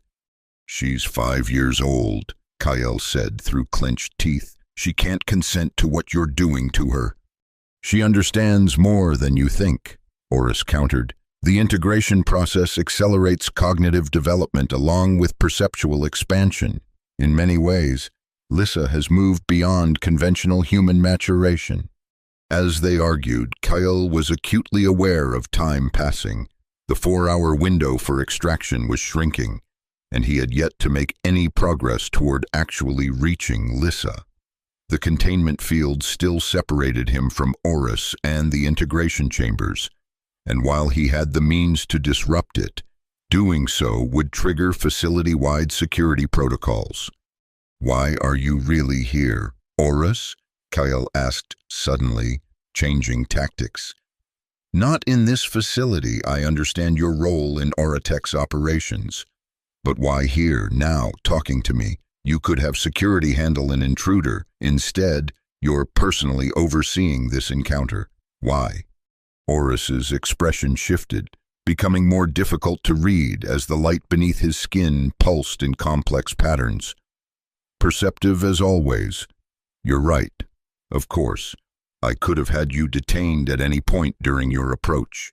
Instead, I cleared your path, ensuring you would reach this chamber and Lissa. He moved closer to the barrier, his transformed eyes fixed on Kyle with unsettling intensity. Because you're the final component, Kyle, the emotional catalyst needed to complete Lissa's integration. The light responds to consciousness, to emotion, and what emotion is stronger than a father's love for his child, or his rage when that child is threatened? Understanding dawned with chilling clarity. You're using me. My connection to Lissa, my emotions, they're fuel for whatever process you're conducting. Not fuel, Oris corrected, a catalyst, the final key that unlocks the full potential of the integration process.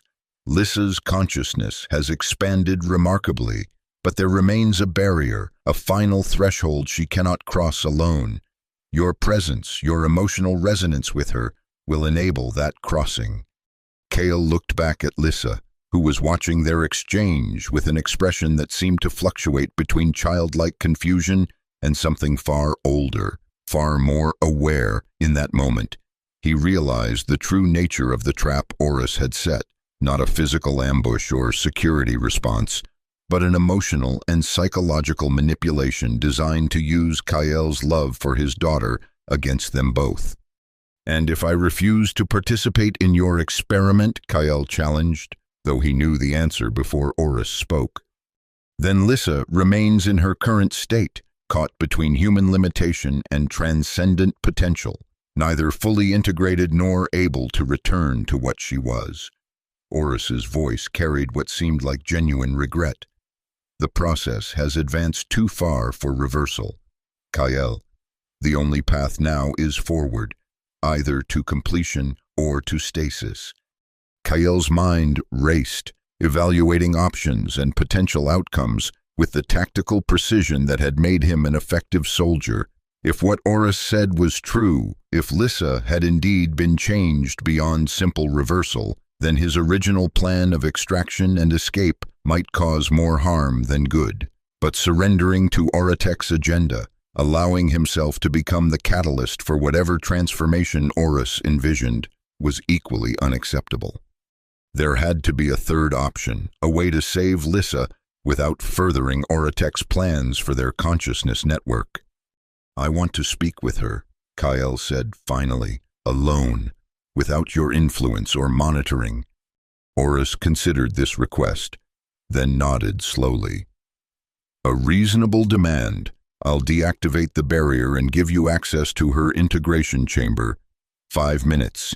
Kyle, that's all the time remaining before Phase 1 completes and the next stage begins automatically." With a gesture, Oris deactivated the containment field. The invisible barrier between Kyle and the integration chambers dissipated, leaving the path to Lissa clear.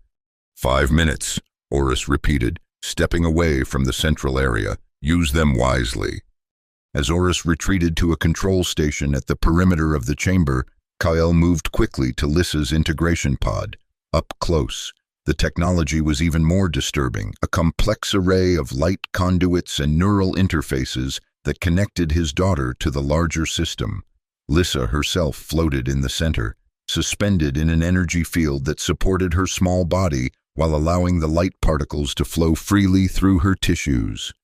"Lissa," Kyle said softly, placing his hand against the transparent wall that separated them, "can you hear me?" She turned toward him, her transformed eyes focusing on his face with an intensity that was unsettling in one so young. "I hear you, Dad. I can feel you too. Your worry, your fear, your love. The light shows me." "The light shows you my emotions?" Kyle asked, trying to understand the extent of her transformation. Lissa nodded, the movement oddly fluid within the energy field. "It shows me everyone's, all the people in the facility, all the children in the other chambers. We're connected now, like a family, but bigger." "Do you want to stay connected like this?" Kyle asked directly, needing to know her wishes despite the complexity of the situation. "Or would you come with me if you could?" A troubled expression crossed Lissa's face, the first truly childlike reaction Kyle had seen since arriving. "I don't know. The light feels good. Dad, it shows me beautiful things, but I miss you. I miss the nightfall and watching stars and your stories." She pressed her small hand against the wall, mirroring Kyle's position on the other side. "If I leave, will the other children be sad? Will they feel me go?" The question, so innocent yet so profound, struck Kyle deeply. Whatever Oris had done, whatever transformation the light technology had initiated, Lissa's fundamental compassion remained intact. She was still, in some essential way, his daughter. "I don't know, sweetheart," Kyle answered honestly. "But whatever happens, we'll face it together. I won't leave you again." As they spoke, Kyle was acutely aware of time passing, the 5 minutes Oris had granted rapidly diminishing.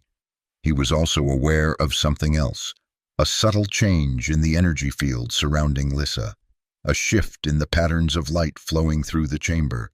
Phase 1 was approaching completion, just as Oris had warned. "Lissa, listen to me," Kyle said urgently. "Something's about to happen, the next phase of whatever Oris is doing with the light technology. I need to know what you want. Do you want to stay and complete the process? or do you want to leave with me now?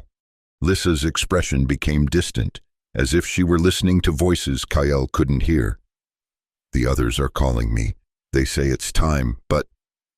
Her gaze refocused on Kyle, and for an instant, her eyes seemed more human, the swirling light patterns momentarily dimming. I'm scared. Dad, what if I go too far? What if I can't find my way back to you? That moment of vulnerability, of pure childlike fear, made Kyle's decision clear. Whatever benefits Oris claimed for his consciousness network, whatever transcendence he promised, the cost was too high if it meant Lissa's fear or suffering. You don't have to go anywhere you don't want to, Lissa, Kyle assured her, already reaching for the disruption device the light hackers had provided. I'm going to get you out of here. Before he could activate the device, Oris's voice came from behind him, closer than expected, as if he had approached silently during their conversation. I'm afraid that's not an option, Kyle. Kyle turned to find Oris standing just meters away, his transformed body now pulsing with intensified light patterns. The general's expression was almost sorrowful, though the inhuman quality of his eyes made it difficult to read with certainty. Phase 1 is complete, Oris continued. The transition to Phase 2 has already begun. Removing Lissa now wouldn't save her, it would destroy her. The integration has progressed too far for extraction. You're lying, Kyle said, though doubt crept into his voice as he glanced back at Lissa. The light patterns flowing through her small body had indeed intensified, pulsing in rhythm with the central column in the chamber. See for yourself, Oris suggested, gesturing to a monitoring display near the integration chamber. It showed Lissa's neural patterns alongside the light particle activity, the two increasingly synchronized, becoming difficult to distinguish as separate phenomena. What happens in Phase 2, Kyle demanded, his hand still on the disruption device, ready to use it despite Oris's warning. Consciousness expansion, Oris replied, the final merging of human awareness with the light network. Lissa will remain herself, but also become something more, a nexus in the larger consciousness structure we're building. He stepped closer, his movement unnaturally fluid. You can still be part of this, Kyle. Your presence, your emotional connection to Lissa can guide her through the transition. Without you, she faces the process alone, with only the artificial guidance we can provide. It was a manipulative offer designed to use Kyle's love for his daughter to further Oratek's agenda. Yet there was truth in it as well. If the integration had indeed progressed beyond reversal, then abandoning Lissa to face it alone would be a cruelty he could not inflict. And if I stay, Kyle asked, buying time as he assessed his options, what happens to me? You would undergo a modified integration process, Oris explained, not as comprehensive as Lissa's. Your neural structure is less adaptable, but enough to connect you to the network, to allow you to perceive what she perceives and guide her through the expansion. He gestured toward another integration chamber, already prepared. You would become part of our work, Kyle, not just a father to Lissa, but a guardian to all the children in the network. Your military experience, your protective instincts, these would be valuable assets as the consciousness structure develops. It was, in its way, a tempting offer, a chance to remain with Lissa, to protect her within whatever system Oratek was building. But Kyle had seen enough of war, enough of manipulation and control, to recognize the trap beneath the promise. And Oratek controls this network, he stated flatly. You decide who connects, who transcends, who remains excluded. Guidance is necessary during the transition phase, Oris acknowledged. But the ultimate goal is autonomy, a self-sustaining consciousness network that evolves beyond corporate or individual control. As they spoke, Kyle maintained awareness of his surroundings, the positions of security personnel at the chamber's perimeter, the status of Lissa's integration process, the time remaining before the nightfall would be forced to depart. He also noted something else, a subtle fluctuation in the facility's lighting, a momentary dimming that suggested power redistribution. The light hackers were making their move, creating the diversion they had planned if extraction became necessary. If Kyle was going to act, it needed to be now. "I want to see her once more before I decide," Kyle said, turning back toward Lissa's chamber. Oris nodded, seemingly satisfied that Kyle was at least considering his offer. "Of course, the connection between you is crucial to the process, regardless of your decision." As Kyle approached the transparent wall of Lissa's chamber, he saw that she had changed even in the brief time they had been speaking. The light patterns within her had stabilized into more coherent structures, flowing through her small form in organized pathways rather than the chaotic patterns of earlier stages. Her eyes, when they met his, contained more of the swirling luminescence and less of the human child he remembered. "Dad?" Her voice came through the speakers, overlaid with harmonics that seemed to resonate with the central light column. "What's happening? Everything feels different."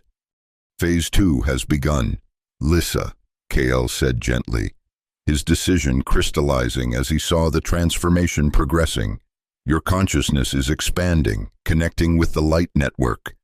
"It's beautiful," she whispered, her expression one of wonder, but also scary. "There's so much, so many voices, so many patterns. I can feel them all, but I'm losing me." Those last words, spoken with such childlike fear, solidified Kyle's resolve. Whatever benefits the integration might offer, whatever transcendence Oris promised, it wasn't worth Lissa's distress or the loss of her individual self. "Hold on to me, Lissa," Kyle said firmly. "Focus on my voice, on our connection. Remember who you are, Lissa Varin, my daughter, the girl who loves stars and stories and exploring new places." As he spoke, he subtly positioned the disruption device against the chamber's control panel. The light hackers had designed it to interface with Oratech systems, temporarily overriding security protocols without triggering immediate alarms. "Remember our home on the Nightfall," Kyle continued, maintaining eye contact with Lissa while activating the device. "Remember how we would sit in the observation deck and make up names for the stars we passed. Remember how you would fall asleep listening to stories about space explorers and their adventures." Lissa's expression shifted, the otherworldly quality momentarily receding as memories of their life together surfaced. "I remember. You would make hot chocolate with too many marshmallows, and we would watch the stars until I fell asleep." "That's right," Kyle encouraged, noting with relief that the disruption device had successfully interfaced with the chamber's systems. Status indicators on the control panel were shifting from secure to standby. The integration process temporarily paused. "Hold on to those memories. Lissa, they're what make you who you are." Behind him, Oris had noticed the change in the chamber's status. "What are you doing, Kyle?" His voice carried a new edge, the harmonics intensifying with what might have been alarm. "What any father would do," Kyle replied without turning. "Protecting my daughter." With a final command sequence, he activated the disruption device's primary function. The energy field within Lissa's chamber flickered, the sophisticated restraints holding her in place momentarily deactivated. It wouldn't last long, seconds at most, before the system's failsafes re-engaged, but it might be enough. "Lissa, reach for me," Kyle called, pressing his hand against the chamber wall where a maintenance access panel was now unlocked. Understanding flooded Lissa's expression, a moment of perfect clarity amid the confusion of her partially integrated consciousness. She pushed away from the center of the chamber, propelling herself toward Kyle with surprising strength.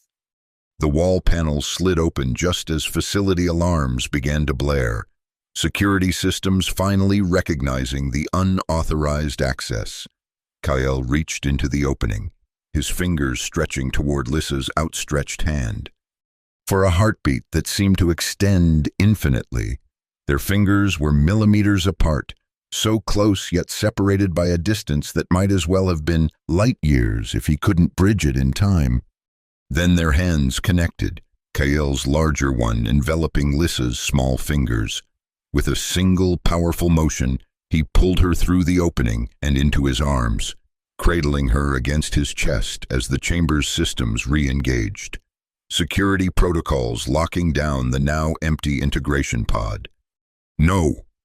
Oris's voice carried genuine anguish, the light patterns beneath his skin pulsing erratically. "You don't understand what you're doing, Kael. The integration process cannot be interrupted this way." Kael turned to face him, Lissa held protectively in his arms. Her small body trembled, light particles still visible beneath her skin, but already beginning to dim without the chamber's sustaining energy. "I understand exactly what I'm doing," Kael replied, backing toward the chamber's exit as security personnel began to converge on their position. "I'm taking my daughter home." Oris moved with inhuman speed, placing himself between Kael and the exit. "She won't survive the separation, Kael. The light network is sustaining her now. Her consciousness has expanded beyond what her unassisted neural structure can support. You're not saving her. You're condemning her to a slow, painful dissolution." Doubt flickered through Kael's determination as he felt Lissa shiver in his arms, her breathing becoming shallow. The light patterns beneath her skin were indeed fading, and with them, some vital energy seemed to be draining from her small form. "Dad," she whispered, her voice weaker than before, the harmonic overlay diminishing. "I feel strange, cold. The voices are getting quieter." "Listen to her, Kael," Oris urged, his tone almost pleading. "Return her to the chamber before the damage becomes irreversible. I never intended to harm Lissa, only to help her evolve beyond human limitations. Don't let your fear of the unknown condemn her to suffering." For a terrible moment, Kael hesitated, torn between the visceral need to protect his daughter by removing her from Oratek's influence and the growing fear that Oris might be right, that the integration process had advanced too far for simple extraction. The facility alarms continued to blare, security forces now positioned at every exit. The light hacker's diversion had bought time, but not enough for a clean escape.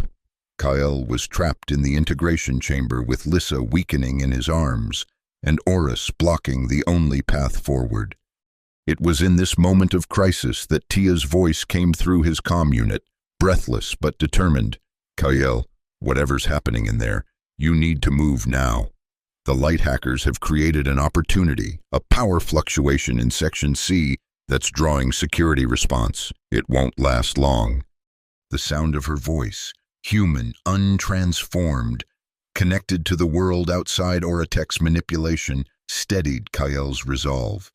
There had to be a third option, a path that neither surrendered Lissa to Oratek's agenda, nor risked her well-being through abrupt separation from the light network. And then he saw it, the central light column that powered the integration chambers, the concentrated essence of the particles harvested from Viridian 9. If Lissa needed the light energy to sustain her expanded consciousness, then perhaps— "I'm taking her home, Oris," Kael stated firmly, shifting Lissa in his arms to free one hand, but not without what she needs. Before Oris could respond, Kael drew his weapon, not to attack, but to target the containment field surrounding the central light column, the specialized disruptor designed by the light hackers to interfere with Oratek's security systems, discharged a pulse of energy that momentarily destabilized the field. Light particles erupted from the column in a controlled cascade, flowing outward in rippling waves. Most dispersed harmlessly into the chamber's atmosphere, but some, as if drawn by an invisible force, converged on Lissa, suffusing her small form with renewed luminescence. She gasped, her eyes widening as the light energy flowed into her, stabilizing the integration that had begun to collapse. "Dad, I can feel them again. Not like before, not so many voices, but enough." enough to hold on. Oris watched this process with evident fascination, his transformed features revealing genuine surprise. Remarkable. She's selectively recalibrating the integration, maintaining consciousness expansion without full network dependency. I didn't think that was possible. She's adaptable, Kyle replied, already moving toward the exit that Oris no longer seemed inclined to block. Like her father. The security forces were closing in, but their approach was cautious. Oris had apparently not given the order for direct intervention. Perhaps he was too intrigued by this unexpected development, or perhaps some part of him that remained human understood Kyle's actions on a level his transformed consciousness couldn't entirely reject. "She'll need more," Oris said as Kyle reached the chamber door. "The light particles she's absorbed will sustain her for a time, but eventually she'll need to reconnect with the network or find another source." "We'll manage," Kyle assured him, though uncertainty gnawed at him. How would he maintain Lissa's newfound state without Oratech's technology? How could he help her navigate a consciousness that was neither fully human nor fully integrated with the light network? These were questions for later. For now, escape was the priority. "This isn't over, Kyle," Oris called after him as he stepped through the doorway. "What's begun cannot be simply abandoned. Lissa is part of something larger now, something that will continue with or without Oratech's guidance." "Maybe so," Kale acknowledged, "but she'll face it as a free person, not a corporate asset, and she'll have her father beside her, whatever comes next." With that, he was through the door and moving swiftly through the research ring, following Tia's directions through his comm unit. The light hacker's diversion had created a temporary gap in security coverage, a narrow window of opportunity to reach the extraction point where Tia waited with access to maintenance corridors that would lead them back to the docking bay. As he ran, Kyle was acutely aware of Lissa in his arms, her small body still illuminated from within by the light particles she had absorbed, her consciousness now existing in some middle state between human limitation and the expanded awareness Oris had engineered. She was neither what she had been before the integration, nor what Oratech had intended her to become. She was something new, something undefined. And as frightening as that uncertainty was, Kyle found himself filled with a fierce pride in his daughter's resilience, in her ability to adapt and survive. Whatever challenges lay ahead, maintaining her stabilized condition, evading Oratech's inevitable pursuit, finding a place where they could exist safely, they would face them together.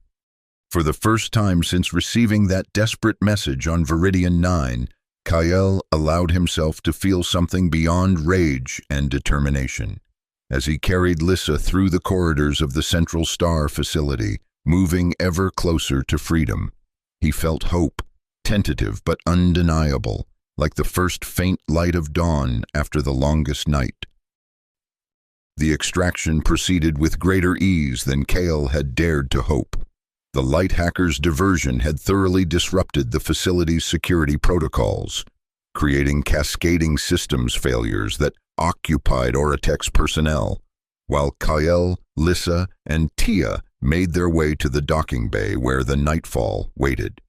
Reunited with Tia at the predetermined rendezvous point, they had navigated the maintenance corridors with the help of her inside knowledge of Oratech's facility design. Lissa, conscious but disoriented, had remained quiet throughout the journey, her attention seemingly focused inward on managing her transformed state.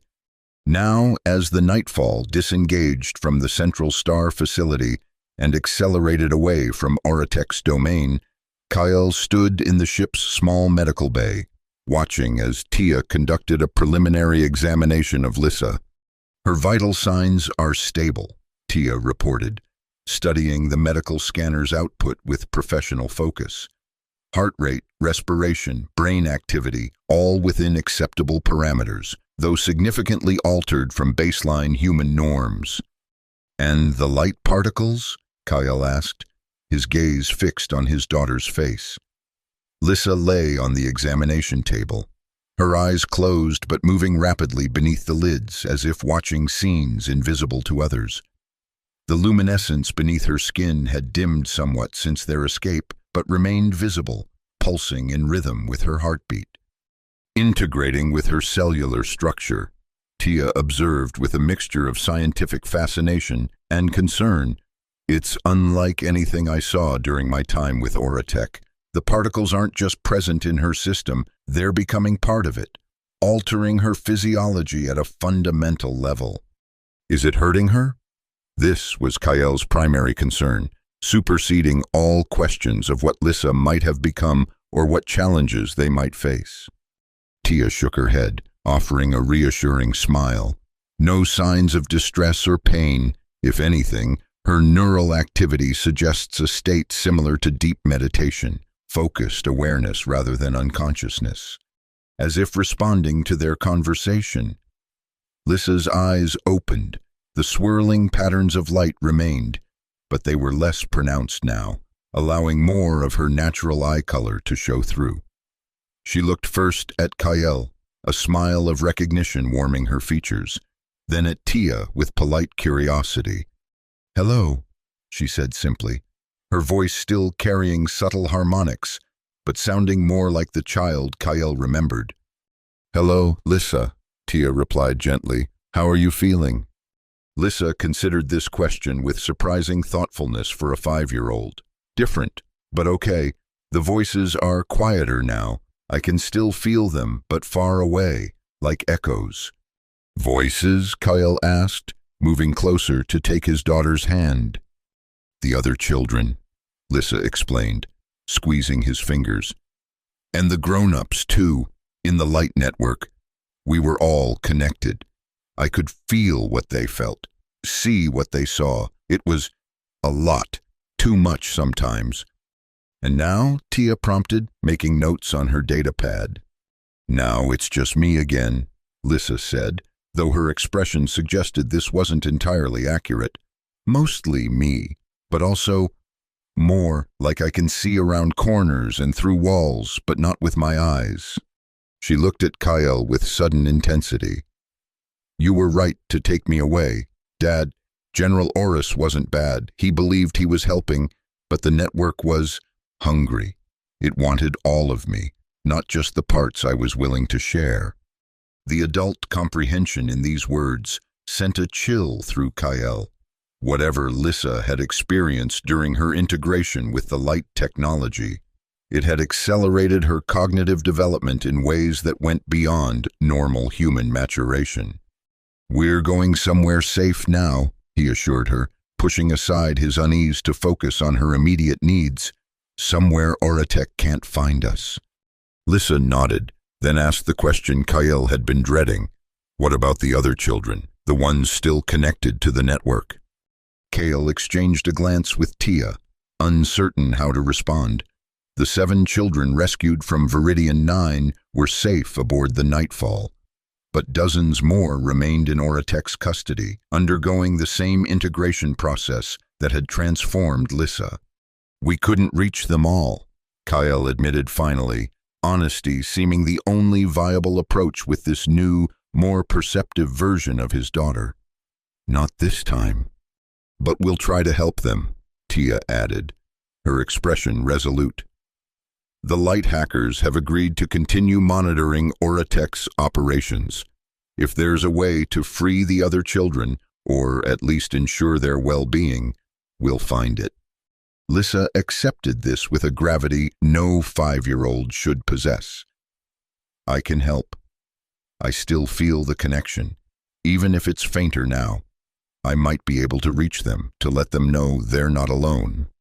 Before Kale could respond to this unsettling offer, Pulse's voice came through the ship's communication system. "We've cleared the facility's immediate security perimeter. No pursuit detected so far, but we're picking up increased communication activity. Oratech's mobilizing resources, probably to come after us." "Set course for the coordinates I gave you," Kale instructed, reluctantly leaving Lissa's side to move to the comm panel. "Maximum speed, Minimal energy signature. We need to disappear before they organize a proper search. Already on it, Pulse confirmed. The light hackers are creating digital noise to mask our trajectory.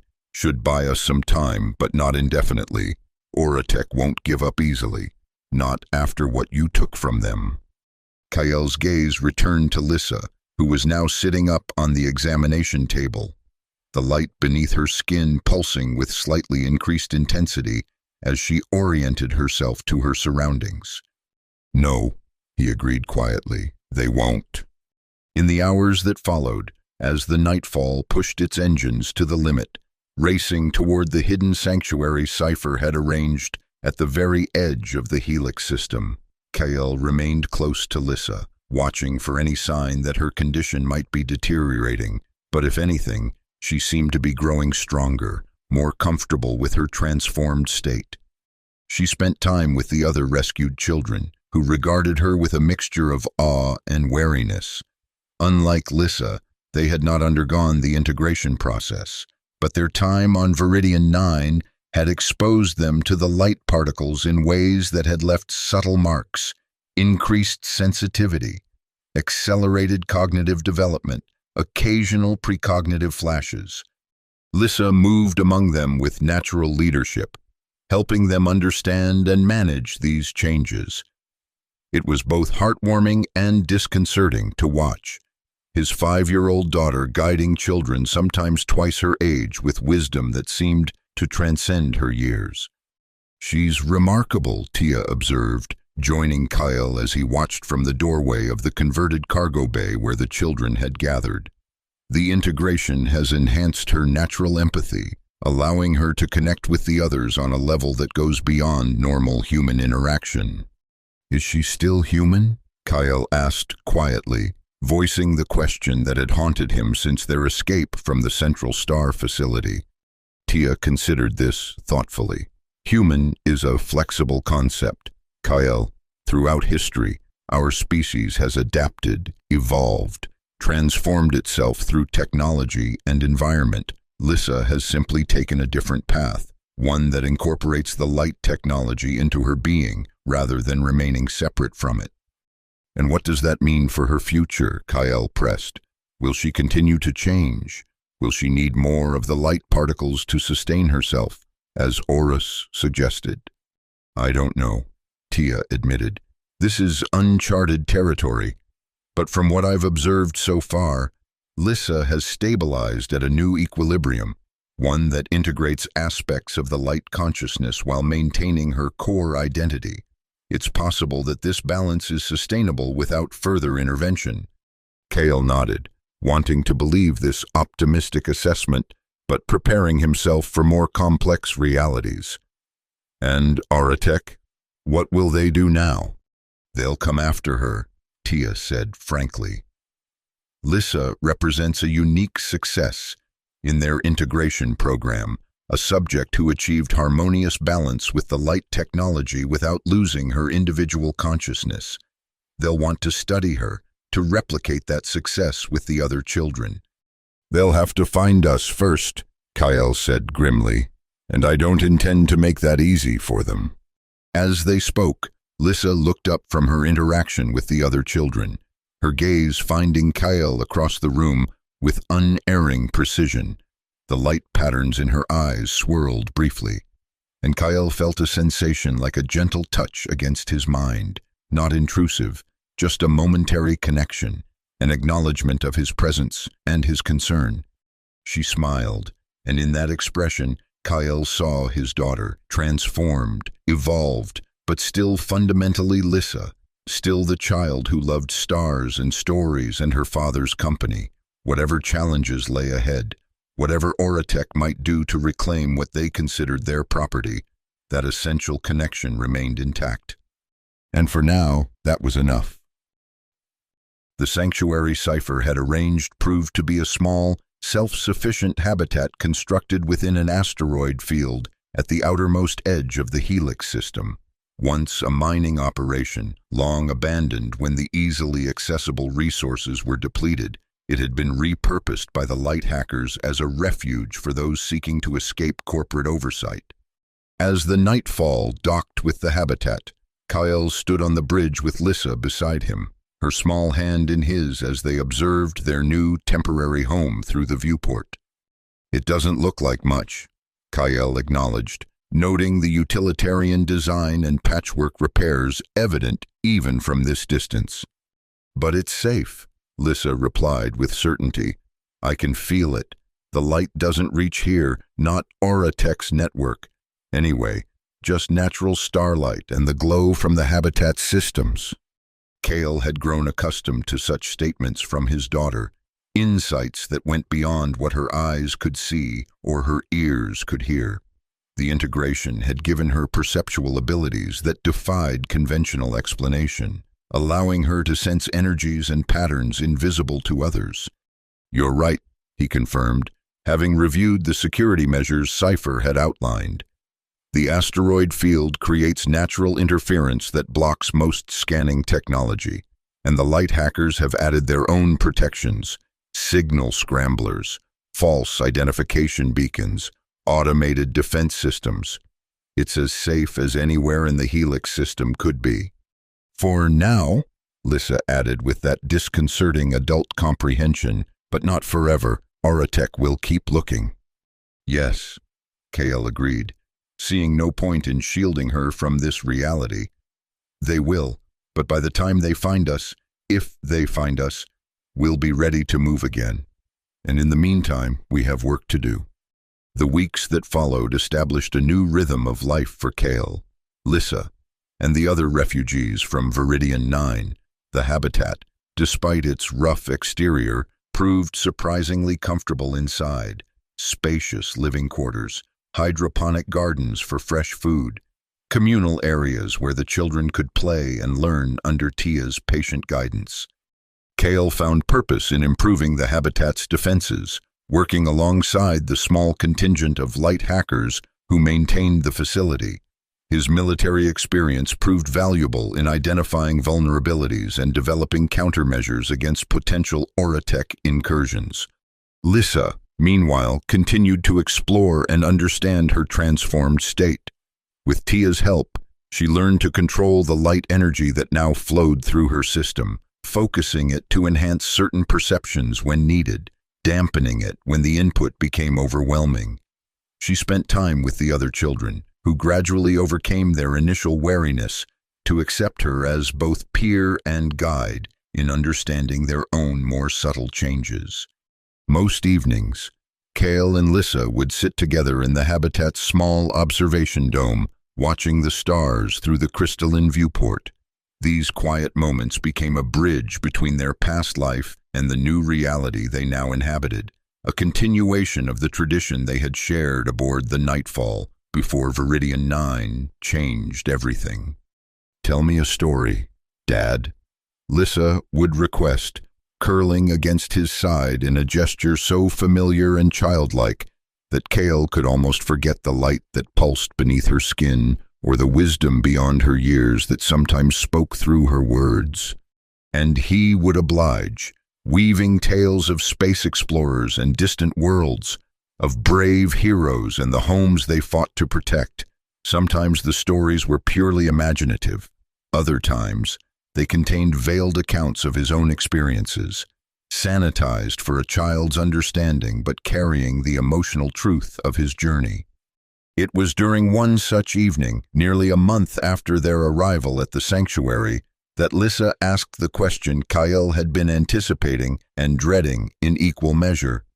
"What happens when the light starts to fade, Dad?"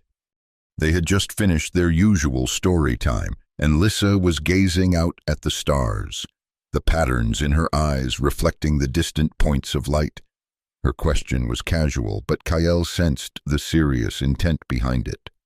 "What do you mean, sweetheart?" he asked, though he suspected he already knew. Lissa turned to face him, her expression solemn. "The light inside me, it's not getting dimmer yet, but it will." General Oris was right about that part. I need the network, or at least some source of the special particles from Viridian 9, not right away, but someday. Kale had observed no signs of deterioration in Lissa's condition, If anything, she seemed to be thriving, her unique abilities becoming more refined with each passing day. But he had also noticed her occasional periods of quiet withdrawal when she would sit alone in contemplation, her focus turned inward as if monitoring some internal process invisible to others. "Tia's been working on a solution," he said, neither confirming nor denying Lissa's assessment. "She thinks she might be able to synthesize the particles, or at least create something similar enough to maintain your integration." It wasn't entirely true. Tia's research had encountered significant obstacles, the unique properties of Viridian 9's light particles proving difficult to replicate with the limited resources available at the sanctuary, but progress was being made, incremental though it might be. Lissa smiled, a knowing expression that suggested she understood both the truth and the hope behind Kael's words. "It's okay, Dad. I'm not scared. I've been thinking about it too, and I have ideas." "What kind of ideas?" Kael asked, both curious and cautious. "The light network doesn't just exist in Oratech's facilities," Lissa explained, her small hands moving expressively as she outlined concepts that should have been beyond a 5-year-old's comprehension. "It's everywhere the particles have been transported, including here. In a way, the other children carry traces, even if they weren't fully integrated like me. And there are natural sources too, stars and nebulae that produce similar energies." She looked up at him with earnest intensity. "I think I could learn to draw from those sources instead of needing Oratech's network. It would be different, not as strong, maybe, but enough to stay me." Kael was simultaneously awed by his daughter's resilience and troubled by the burden of such concerns on one so young. The integration had given her capabilities and awareness far beyond her years, but underneath it all, she was still a child, his child, navigating a transformation no human had experienced before. "We'll figure it out together," he promised, pulling her close in a protective embrace. "Whatever happens, I'm with you, and we have help. Tia, the light hackers, even the other children. You're not alone in this. Lissa."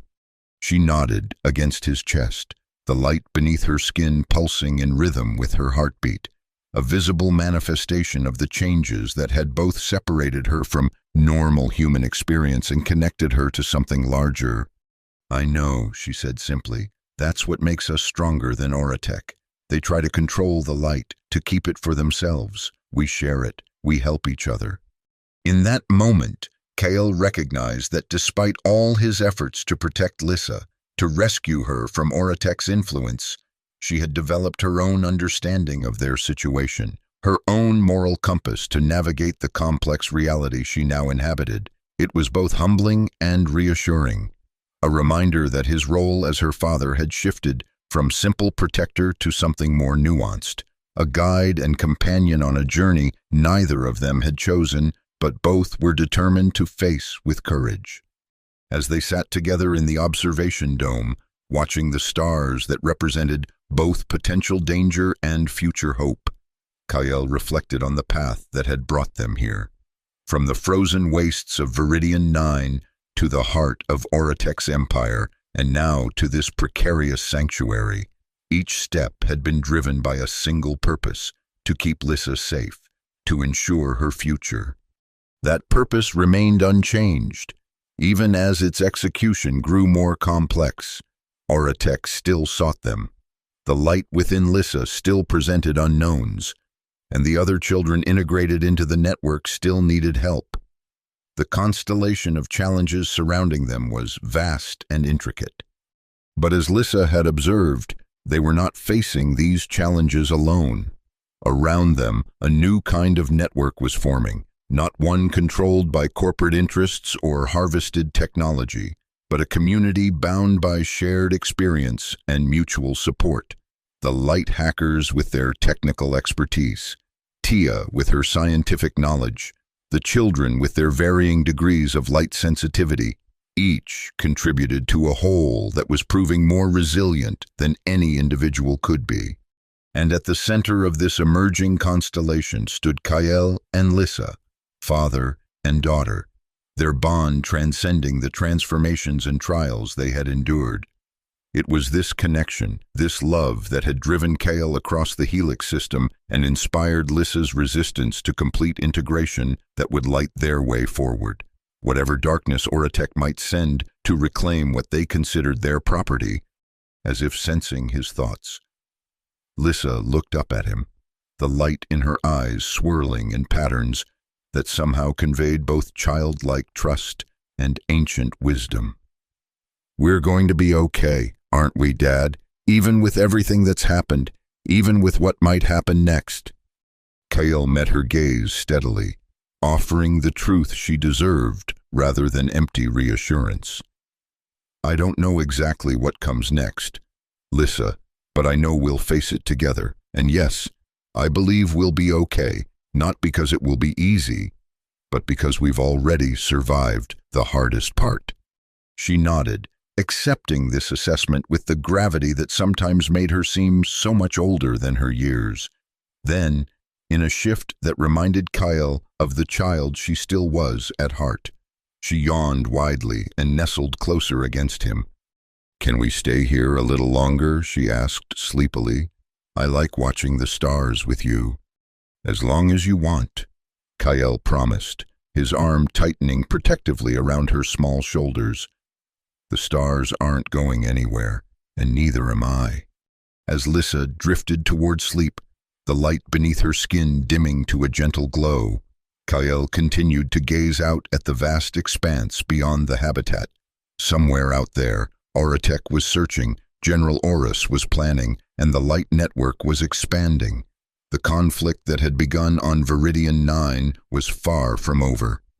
But for now, in this moment of peace with his daughter safe beside him, Kael allowed himself to simply be present, not a soldier on a mission or a fugitive in hiding, but a father watching over his child as she slept beneath the stars.